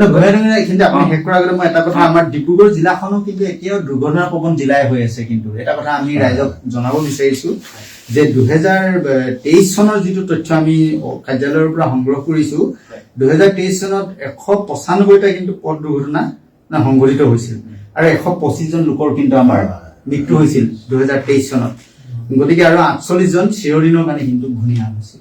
গতিকে এই কথাটো আমি এইকাৰণে জনাইছো যিহেতুকে আমাৰ ৰেডিঅ' ব্ৰহ্মপুত্ৰ আমাৰ ডিব্ৰুগড় জিলাখনৰ এটা অনুষ্ঠান। গতিকে ইয়াত যিসকলে শুনি আছে, আমি আশা কৰিম যাতে আমি ডিব্ৰুগড় জিলাখনত যাতে এখন দুৰ্ঘটনাহীন বা দুৰ্ঘটনামুক্ত জিলা হিচাপে গঢ়ি তুলিব পাৰো। সকলোৱে আমি আমাৰ দায়বদ্ধতাখিনি আমি নিজে পথত বা আমি ঘৰত সকলোৱে পালন কৰাটো উচিত। এই কথাটো মই সকলোকে অনুৰোধ কৰিম। গতিকে 125 জন চিৰ জীৱনৰ কাৰণে ঘূণীয়া হোৱাটো, 125 জন মৃত্যু হৈছে। এতিয়া সেই গৃহ মানুহলৈ যদি আমি গৈ পেলাই যদি যাওঁ, যদি কথা পাতো, তেতিয়া অন্যান্য মানুহখিনিয়ে গম পাব যে সেই মানুহজন হেৰুৱাৰ কাৰণে সেই মানুহঘৰত এতিয়া কি অৱস্থা এটা হৈছে।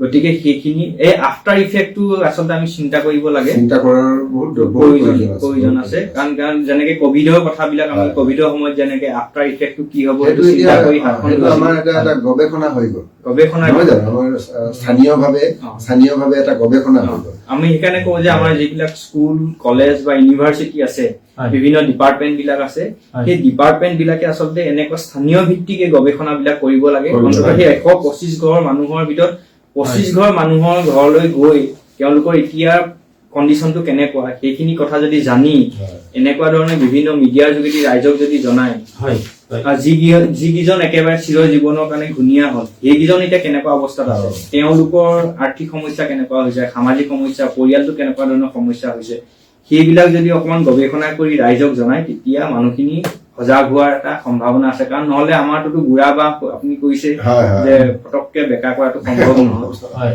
এতিয়া আমি শেষত একেবাৰে পাতলীয়া কথা এটা সুধি শেষ কৰিব বিচাৰিছো।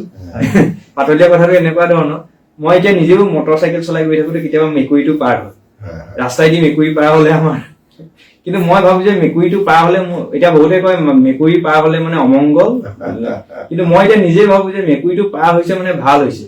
মই মেকুৰীটো পাৰ হোৱাৰ পিছত মই মানে একদম সাৱধানে যাওঁ, ক'ৰবাত খুন্দিয়াম নেকি।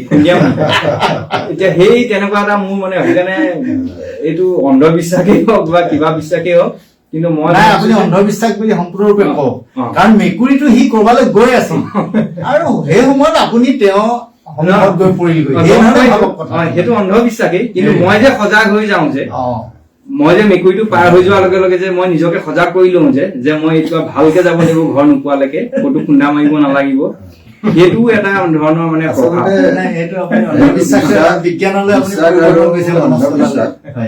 আপোনাৰ যদি মেকুৰীটো পাৰ হৈ যোৱাৰ পিছত আপোনাৰ একো নহল, ধৰি লওক একো নহলে, তেতিয়াহলে আপুনি এইটো কব যে এইটো অন্ধবিশ্বাস, নহয় জানো?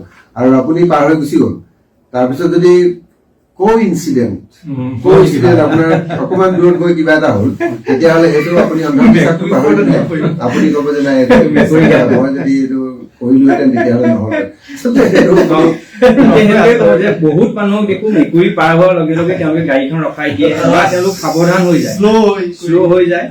এতিয়া সেই একেটা কথাই যদি প্ৰত্যেকে যদি মানি চলে যে ৰাস্তাত পাৰ হৈ যোৱা প্ৰত্যেকটো বস্তুক লৈ যদি মেকুৰী নহয় প্ৰত্যেকটো বস্তুক মানুহৰ পৰা কুকুৰৰ পৰা গৰুৰ পৰা আৰম্ভ কৰি চবকে লৈ যদি সাৱধান হয় তেতিয়া এই এনেকুৱা ধৰণৰ মানে দুৰ্ঘটনা সাৱধানী মৰণ নাই আৰু এটা পূৰ্বৰ আমাৰ বৃদ্ধসকলে কোৱা আমি শুনিছিলো আগতে যে তুমি যেতিয়া ৰাস্তাত ওলাবা তোমাৰ বাহিৰে বাকী সকলো মূৰ্খ বুলি তুমি ভাবি গাড়ীখন চালনা কৰিবা চলাবা এইটো থিয়ৰি কিন্তু কি কাৰণে কৈছিল নাজানো কিন্তু এতিয়া দেখিছো যে নিজে ঠিক হৈ নাথাকিলে কিন্তু কোনে আহি খুন্দিয়াব সেইটো ঠিক নাই গতিকে নিজৰ পথটো তুমি নিজে ঠিক থাকিব লাগে আচলতে ৰাস্তাত থকা প্ৰত্যেকজন ব্যক্তিয়ে যদি নিজে ঠিক থাকো বুলি ভাবে এতিয়া আপুনি যদি ভাবিছে মই ঠিকে চলাওঁ মই যদি ভাবিছো মই ঠিকে চলাওঁ তেতিয়াহ'লে আপোনাৰ কাৰণে থাৰ্ড পাৰ্টি মই হলো নহয় তেতিয়া আপুনি ভাবিব যে সেই মানুহজনে বৰ ভালদৰে গাড়ী চলাইছে মই আপোনাৰ থাৰ্ড পাৰ্টি বুলি ভাবিম তেতিয়া মই ভাবিম যে বা তেখেতে বৰ ধুনীয়াকৈ গাড়ী চলাইছে